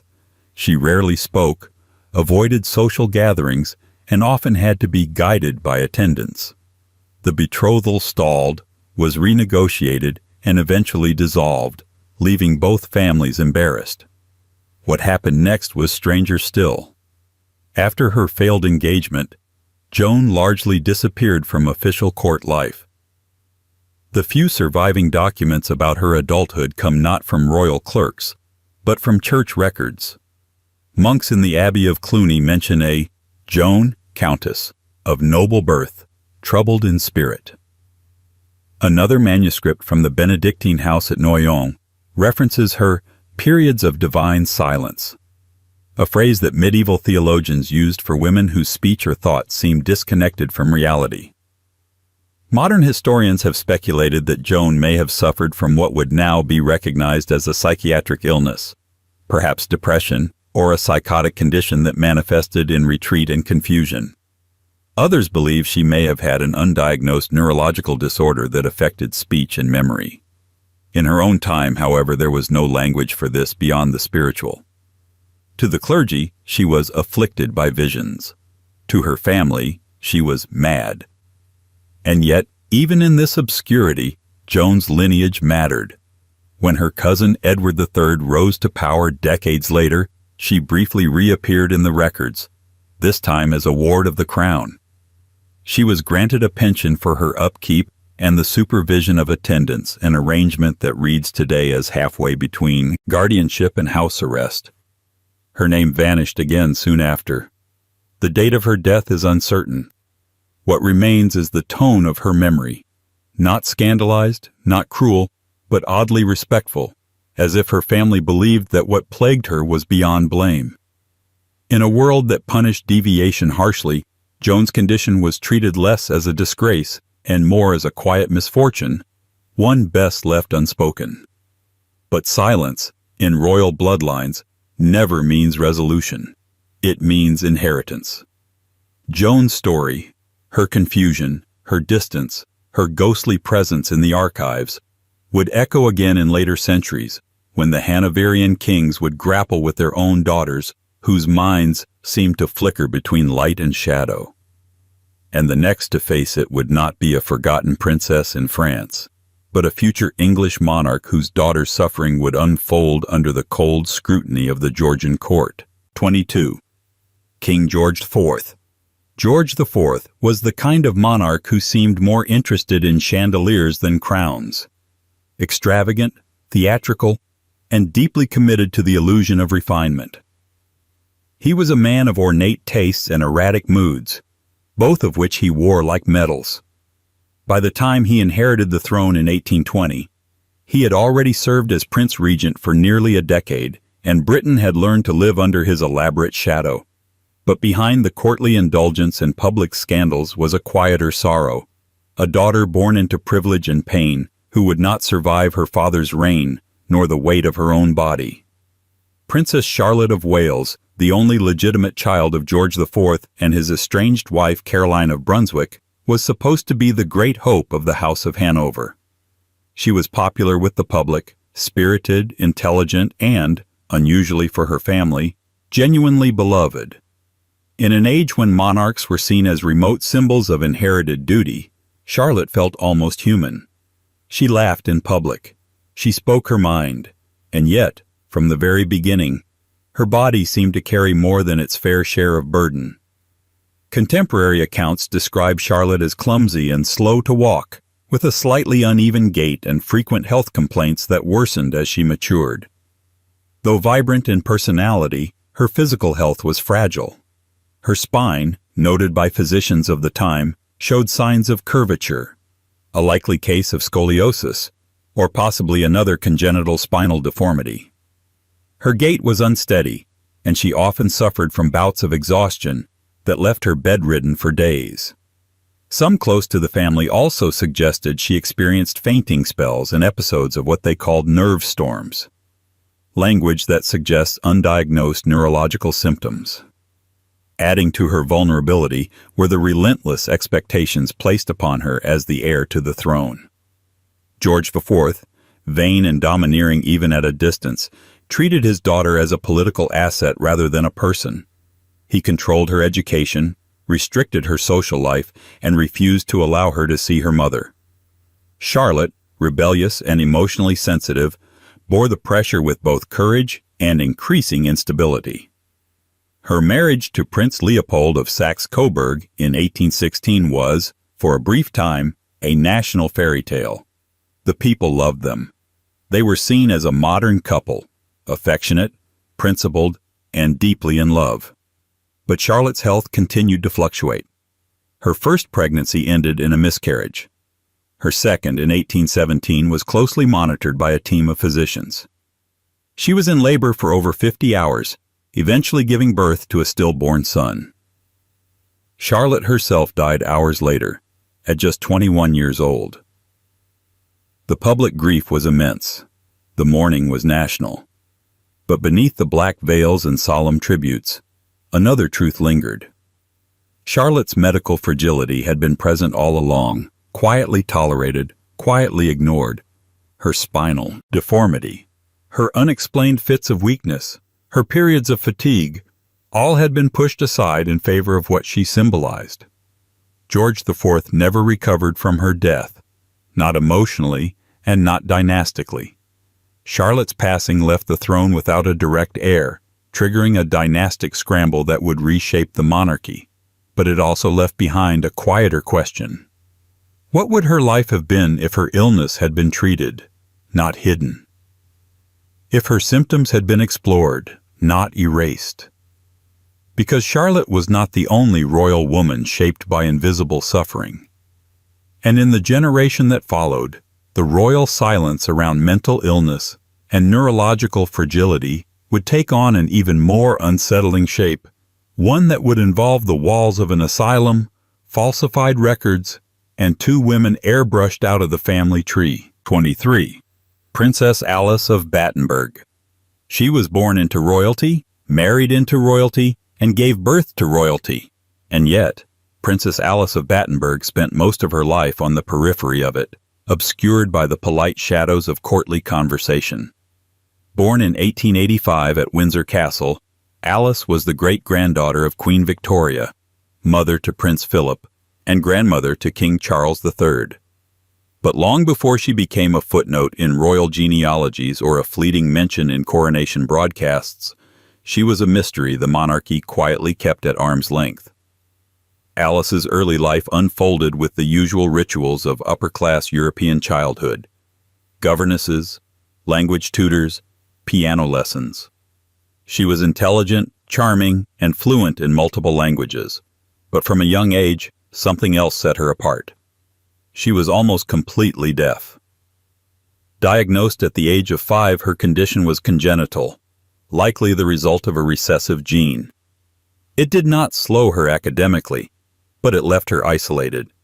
She learned to lip read in multiple languages, a skill she mastered so well that many forgot she was hearing impaired at all. But communication, especially in noisy royal rooms full of whispers and coded tension, was always a barrier. In 1903, she married Prince Andrew of Greece and Denmark, and over the next 2 decades her life unraveled under the weight of war, exile, and emotional strain. The Greco-Turkish War left her family destitute and stateless. Her husband was tried for treason and narrowly escaped execution. They fled, again and again, with their children, including young Philip, who would eventually find refuge with British relatives while his mother quietly disintegrated in the background. By the late 1920s, Alice was no longer simply melancholy. She began claiming divine visions. She believed she was receiving messages from God. She gave away her possessions, fasted compulsively, and spoke of becoming a nun. Her behavior alarmed the royal circles around her, not because of its spiritual content, but because it was unmanageable. She was diagnosed with schizophrenia by physicians in Germany and Switzerland, including the controversial Dr. Ernst Simmel, and was forcibly institutionalized in 1930 at a sanatorium near Zurich. There, she remained for 2 years, separated from her children, subjected to early psychiatric interventions, including Freudian analysis and sedation. She was told she had sexual repression, religious delusions, and unresolved trauma. Whether these were accurate assessments or the fashionable theories of the time remains debated. What is clearer is that her stay in the institution was deeply traumatic, not just for Alice, but for her family, who said little and did less. When she was released, she emerged changed. She separated permanently from her husband, adopted the garb of a nun, and later founded a religious nursing order in Athens. During World War II, she sheltered Jewish refugees from the Nazis. Quiet act of courage that would earn her posthumous recognition as righteous among the nations. But throughout all this, the British royal family remained publicly distant. Her name was rarely mentioned, her illness even less so. When she attended Queen Elizabeth II's coronation in 1953, wearing her nun's habit and standing alone in the crowd of pearl-draped aristocracy, many in the British press didn't even recognize her. She was seen as eccentric, otherworldly, another odd European relation. But those who knew her story understood she was something else entirely, a reminder that even within the most image-obsessed family in the world, some truths were too heavy to frame. And still, Alice's suffering was at least acknowledged in time. For 2 other royal women, close relatives of the Queen Mother, the same bloodline would produce a far darker kind of erasure. 2 sisters, born into titles, locked away from view, declared dead while still alive. 24. Queen Mary. Bloody Mary. Her name evokes fire, quite literally. Queen Mary I of England is remembered less for her rule and more for her burnings. The first child of King Henry VIII and Catherine of Aragon, she was the daughter of a king who broke with the Pope and a mother who never stopped praying for Rome. She was born into a court of turbulence and redefined by its rejections. But behind the religious controversy and the historical branding of Bloody Mary lay a quieter mystery. Not about the people she condemned, but about the children she never had, or thought she did. Mary's story is not one of diagnosed disability, but of a mystery that still eludes medical explanation. A woman who may have suffered from an undiagnosed condition that shaped not only her personal life, but the entire future of the monarchy. She ascended the throne in 1553 at the age of 37, already considered old for marriage, and under tremendous pressure to produce an heir. For Mary, legitimacy didn't just mean political survival, it meant divine validation. She had watched her mother be cast aside, her own title stripped, and her succession questioned for decades. An heir wasn't just a child. It was proof that she, not Elizabeth, had God's blessing. So when she married Philip of Spain in 1554, expectations rose like incense. The marriage was political, but Mary seems to have genuinely loved her husband, perhaps too much. Their union was tense, symbolic, and frequently distant, as Philip spent more time abroad than in Mary's company. Still, in 1555, Mary announced she was pregnant. Her stomach had begun to swell. Her menstrual cycles had stopped. She withdrew from public life and prepared a nursery. Foreign ambassadors reported the impending birth as fact. A cradle was ordered. Prayers were issued. The court held its breath, but the child never came. Mary's abdomen began to recede. Her health weakened. The royal doctors, unsure how to respond, mumbled theories about miscalculation. Eventually, the announcement of the birth was quietly withdrawn. And then, 2 years later, it happened again.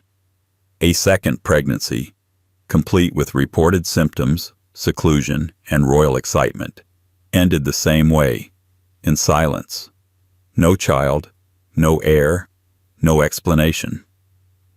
Today, many historians believe Mary suffered from phantom pregnancies, or pseudocyesis, a condition in which a woman's body mimics the signs of pregnancy, including nausea, swelling, and hormonal shifts without an actual fetus. The cause is still debated. Some argue it's psychological, triggered by overwhelming stress or desire. Others suggest it may be related to ovarian cysts, uterine tumors, or hormonal imbalances. In Mary's case, there are also theories of endocrine disorders, or even early-onset uterine cancer, which may have contributed to her death in 1558. But no single answer fully explains the repeated symptoms, or the royal court's desperate willingness to believe them. What is clear is that these false pregnancies crushed Mary. The loss of imagined children, not once, but twice, was more than personal tragedy. It was dynastic failure. Without an heir, the Tudor line would pass to her half-sister Elizabeth, a Protestant, undoing the religious reversals Mary had fought so violently to achieve. And while history would immortalize her as a tyrant, the woman behind the crown spent her final years in illness, humiliation, and bitter disappointment, not just in politics, but in her own body. She had ruled a kingdom, but could not rule the silence inside her womb. Yet Mary's case would not be the last of Tudor-era medical enigmas, because her own niece, born into a generation just one step removed from her father's iron rule, would show signs of affliction not in her belly, but in her blood, her brain, and the tremors that came without warning. A child whose seizures would raise questions no one dared answer aloud. 25. King Henry VII. The founder of the Tudor dynasty knew better than most that power was borrowed, never guaranteed. King Henry VII, who took the crown at Bosworth Field in 1485, was a man of strategy rather than spectacle, cautious, calculating, and constantly watching for the next rebellion. He united the red and white roses with his marriage to Elizabeth of York, ending the Wars of the Roses not with a grand gesture, but with quiet political threading. But while the union brought peace to England's battle-weary nobles, it also gave rise to children who bore more than royal blood. One of them may have carried an unspoken legacy, one that shook beneath silks and coronets, and whispered of fragility in a world built on strength. Her name was Mary Tudor, not to be confused with her more famous niece, Queen Mary I. This Mary, the youngest daughter of Henry VII and Elizabeth of York, was born in 1496 and quickly became a prized piece in her father's diplomatic chessboard. At 16, she was married off to Louis XII of France, a man 34 years her senior, in a political alliance meant to stabilize relations between two frequently clashing monarchies. But her story didn't stay within the clean lines of royal expectation.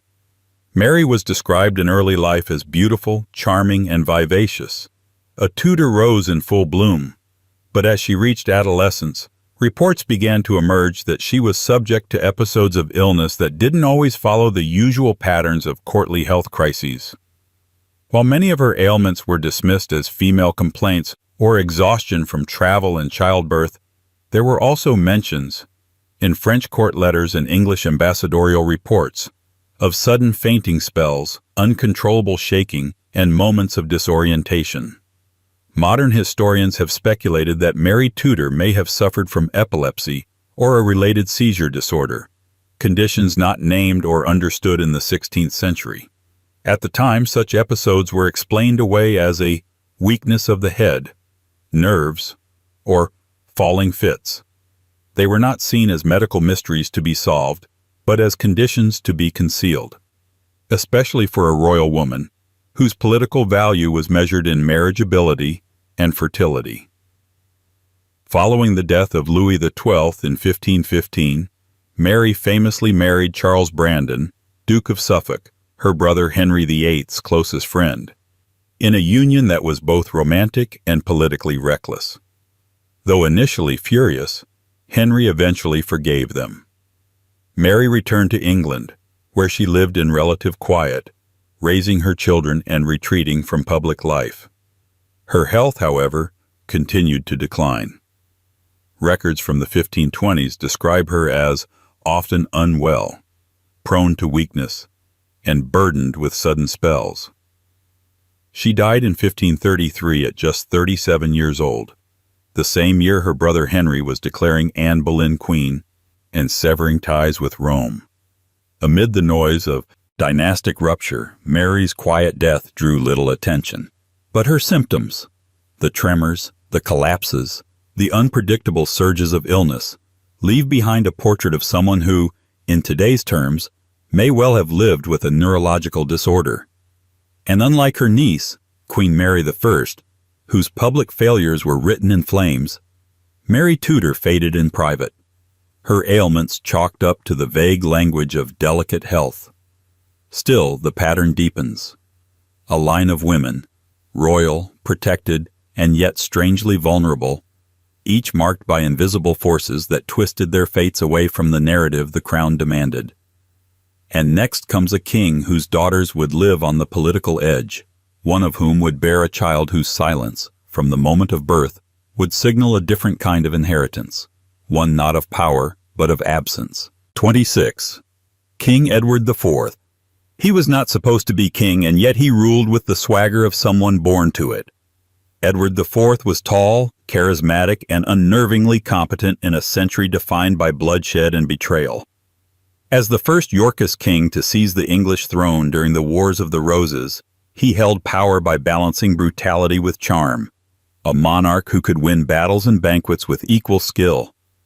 But behind the battlefield bravado and courtly glamour was the same shadow that had loomed over Plantagenet blood for generations, a legacy of children who bore burdens no one would speak about directly.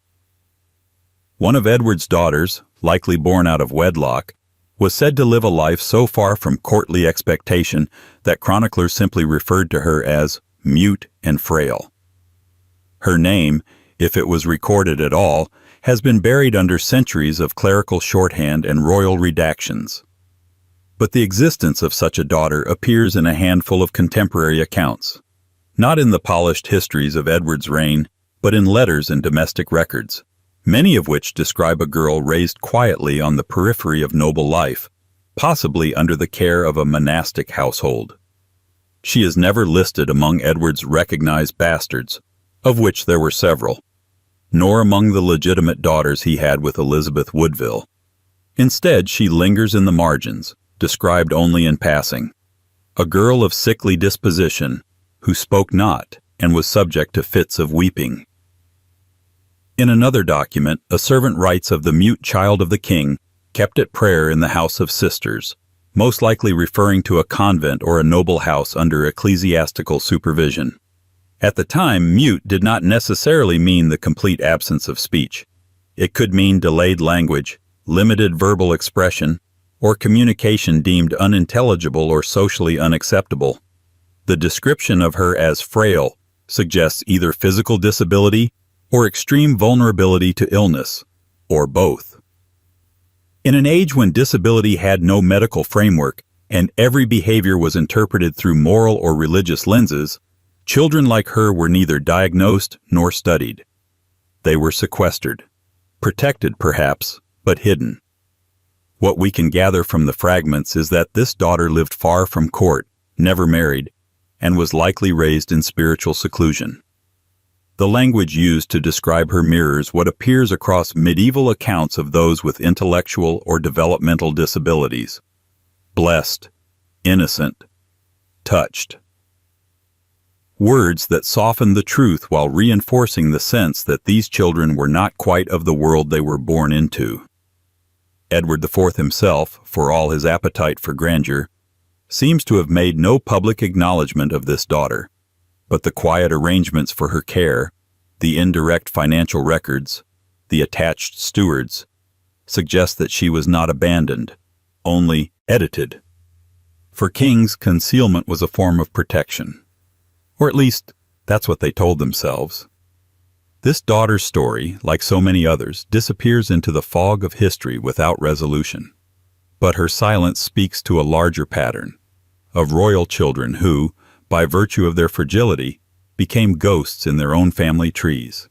And that ghost would return again, in the next generation, not in the body of a lost daughter, but in a prince whose tics, stammers, and uncontrollable gestures would make courtiers wince, and historians wonder whether the crown itself had started to tremble. 27. Prince George Augustus, future King George II. He would one day be King of Great Britain and Ireland, but as a child, Prince George Augustus was not born into certainty, nor was he born into English soil.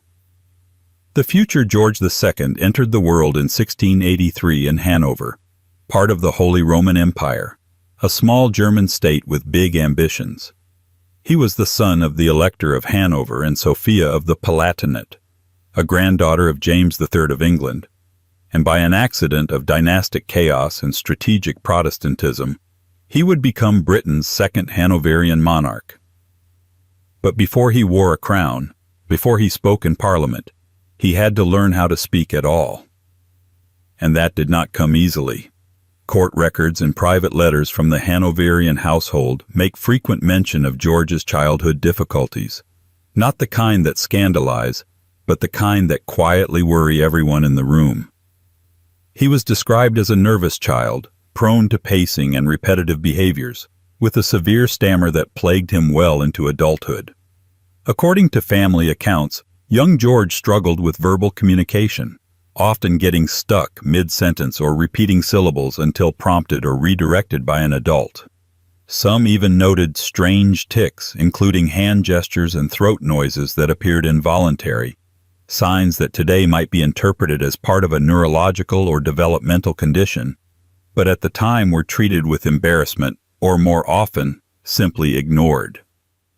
His tutors wrote cautiously of a boy eager to please but easily overwhelmed, slow to grasp spoken instructions, and frequently agitated in new settings.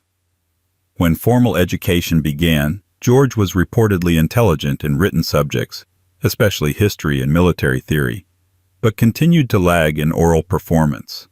The anxiety around public speaking became so intense that, according to one account, he would fall physically ill before being asked to recite anything before others. In the tightly wound world of German princely courts, this was not just a personal inconvenience, it was a reputational problem. Princes were expected to command attention, lead ceremonies, give orders. A child who could not speak fluently, or who appeared nervous in court, risked being viewed as weak, unfit, or worse, defective.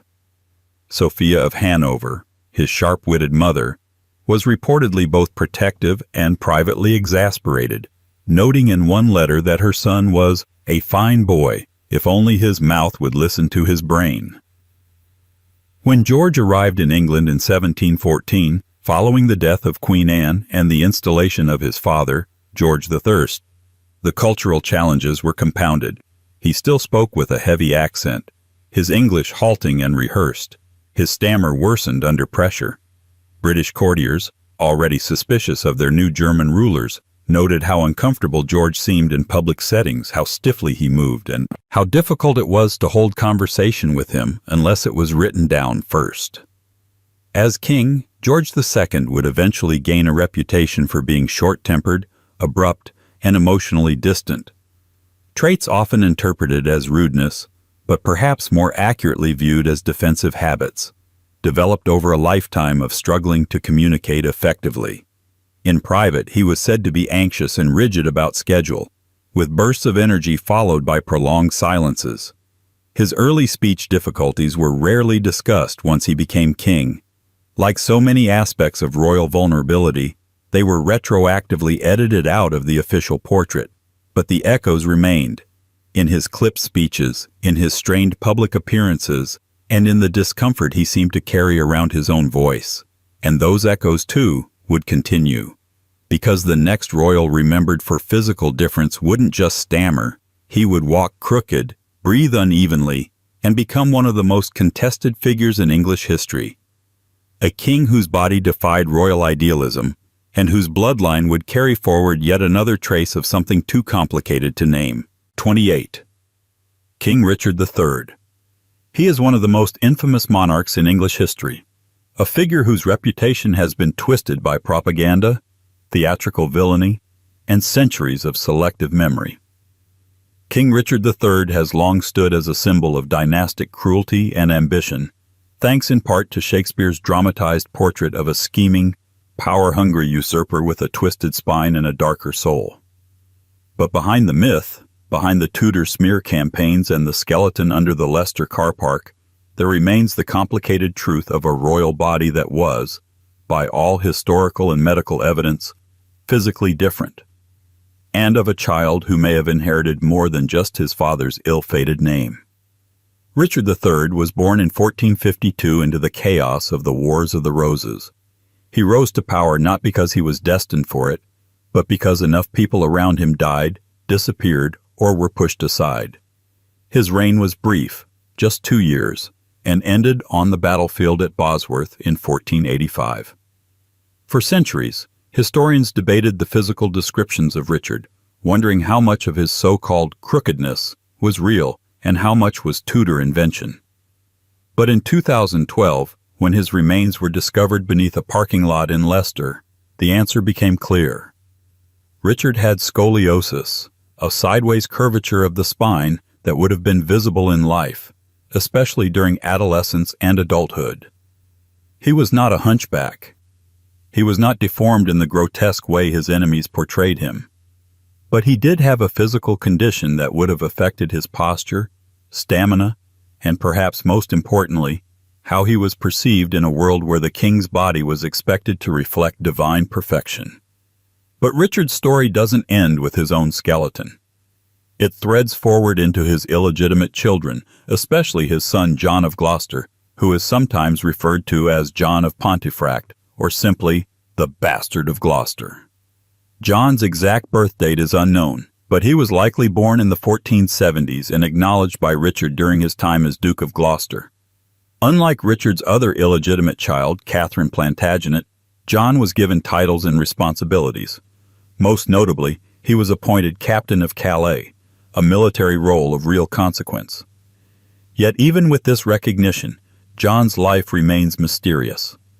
Contemporary descriptions of him are limited, but some chroniclers note that he was weakly in health, a phrase often used to describe someone prone to illness or physical limitation.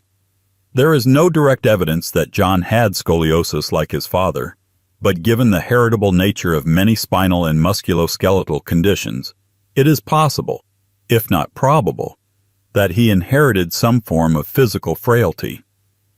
There are also hints that he may have struggled with legitimacy in more than just legal terms. He never married, had no known children, and faded from political life quickly after Richard's death. By 1499 he had vanished from the record altogether, possibly imprisoned, possibly executed on Henry VII's orders. His story, like so many others touched by disability and illegitimacy in royal circles, was not preserved. It was quietly erased. What remains, however, is the unsettling pattern.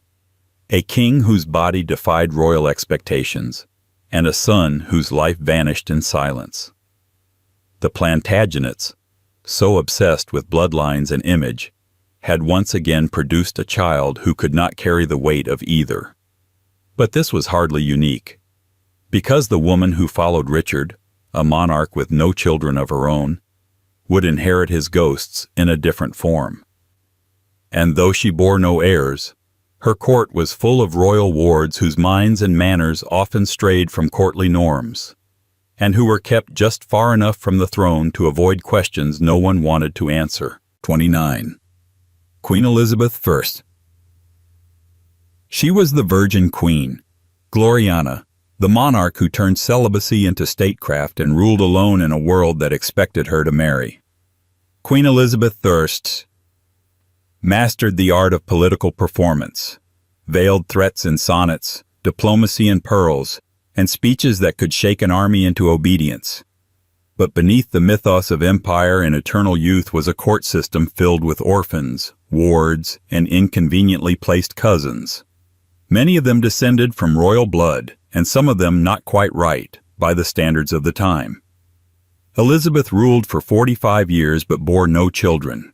This did not mean, however, that she presided over a childless court. As queen, she inherited a network of noble families whose offspring were often placed under royal supervision. These were the sons and daughters of executed traitors, distant Plantagenet cousins, or nobles too politically sensitive to raise their children unsupervised. Elizabeth gathered them under her wing, at court, in foster homes loyal to the crown, or in specially managed households. Among these children were names the monarchy would later erase, or at least marginalize, because of what they represented, a different kind of inheritance. Historians have long noted the presence of royal wards described as simple, slow, or unfit during Elizabeth's reign. These labels were not medical diagnoses, there were none, but polite court euphemisms for what we would now recognize as developmental disabilities or cognitive delays. The most notable cases involved descendants of the Grey and Pole families, both of whom had claims to the throne, however distant, and therefore required monitoring. Many of these children were taken into royal custody not because they were threats, but because they were embarrassments. Too close to power, but not functional enough to participate in it. One such child was Arthur Grey, a descendant of Lady Jane Grey's uncle. Contemporary letters from court officials describe him as gentle but dull, oft distracted, and best kept from counsel. Another was Mary Hastings, a distant Plantagenet who, according to foreign ambassadors, was considered by some as a dynastic backup during succession debates. Yet reports from the Russian ambassador describe her as not well-spoken and uncertain in gaze, adding that she spoke little and not always clearly. Whether this was due to anxiety, a speech impediment, or a deeper cognitive issue is unclear, but it was enough to keep her far from serious consideration. These royal wards were often raised in quiet country estates under the supervision of trusted nobility. They were not imprisoned, but they were managed. Some never married. Some lived out their lives as ceremonial figures, wheeled out for family events, and then returned to obscurity. Their portraits, if they exist, show them dressed like everyone else but somehow apart. Eyes looking just slightly off, posture stiff, expression unfixed. Elizabeth herself seemed aware of their presence, and likely saw their condition as part of the burden of blood, proof that divine right came with mortal flaws. She once referred, obliquely, to those whose minds are gentle though not sharp, a phrase that may have been about one such child under her protection. She did not parade them nor punish them. She simply kept them close and quiet, and though she died without an heir, the ghost of her lineage lived on, not through sons or daughters, but through these forgotten fragments of dynastic responsibility. Because the next generation would inherit more than the throne. They would inherit the question of what to do with royal blood that failed to meet the crown's impossible expectations. A question that would surface again in the next royal household, when a princess gave birth across the sea, and the consequences of her marriage brought not only revolution but the reappearance of the same old afflictions, now wrapped in orange and blue. 30. King Charles I. He was a king who could not compromise, ruling a country that had stopped asking politely. Charles I, son of James I and father of civil war, remains one of the most tragic figures in British monarchy, not for the wars he started, but for the execution he could not escape. He believed in kingship the way others believe in gravity. It was self-evident, God-ordained, and immune to negotiation. That belief, unbending to the last, would cost him his head in 1649. But before the axe, before the war, before the divine right met mortal resistance, Charles had a family, a large one, scattered across Europe by marriage, diplomacy, and the chaos of regicide.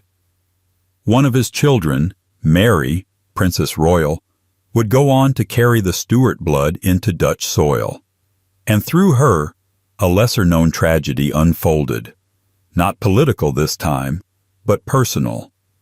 A story of children who bore royal names, but not royal strength, and who reminded everyone involved that even divine bloodlines are not immune to the quiet erosion of fragility.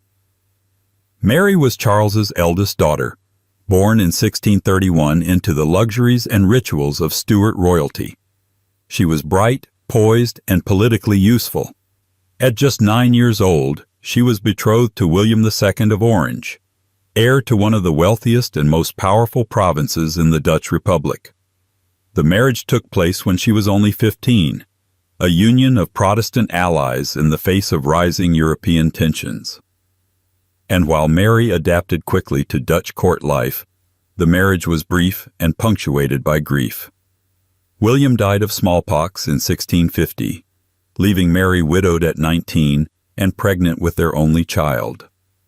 That child was William III of Orange, future King of England, Scotland, and Ireland. But before he rose to power during the Glorious Revolution, his early life was marked by illness and frailty. Born prematurely, he was considered delicate from the start.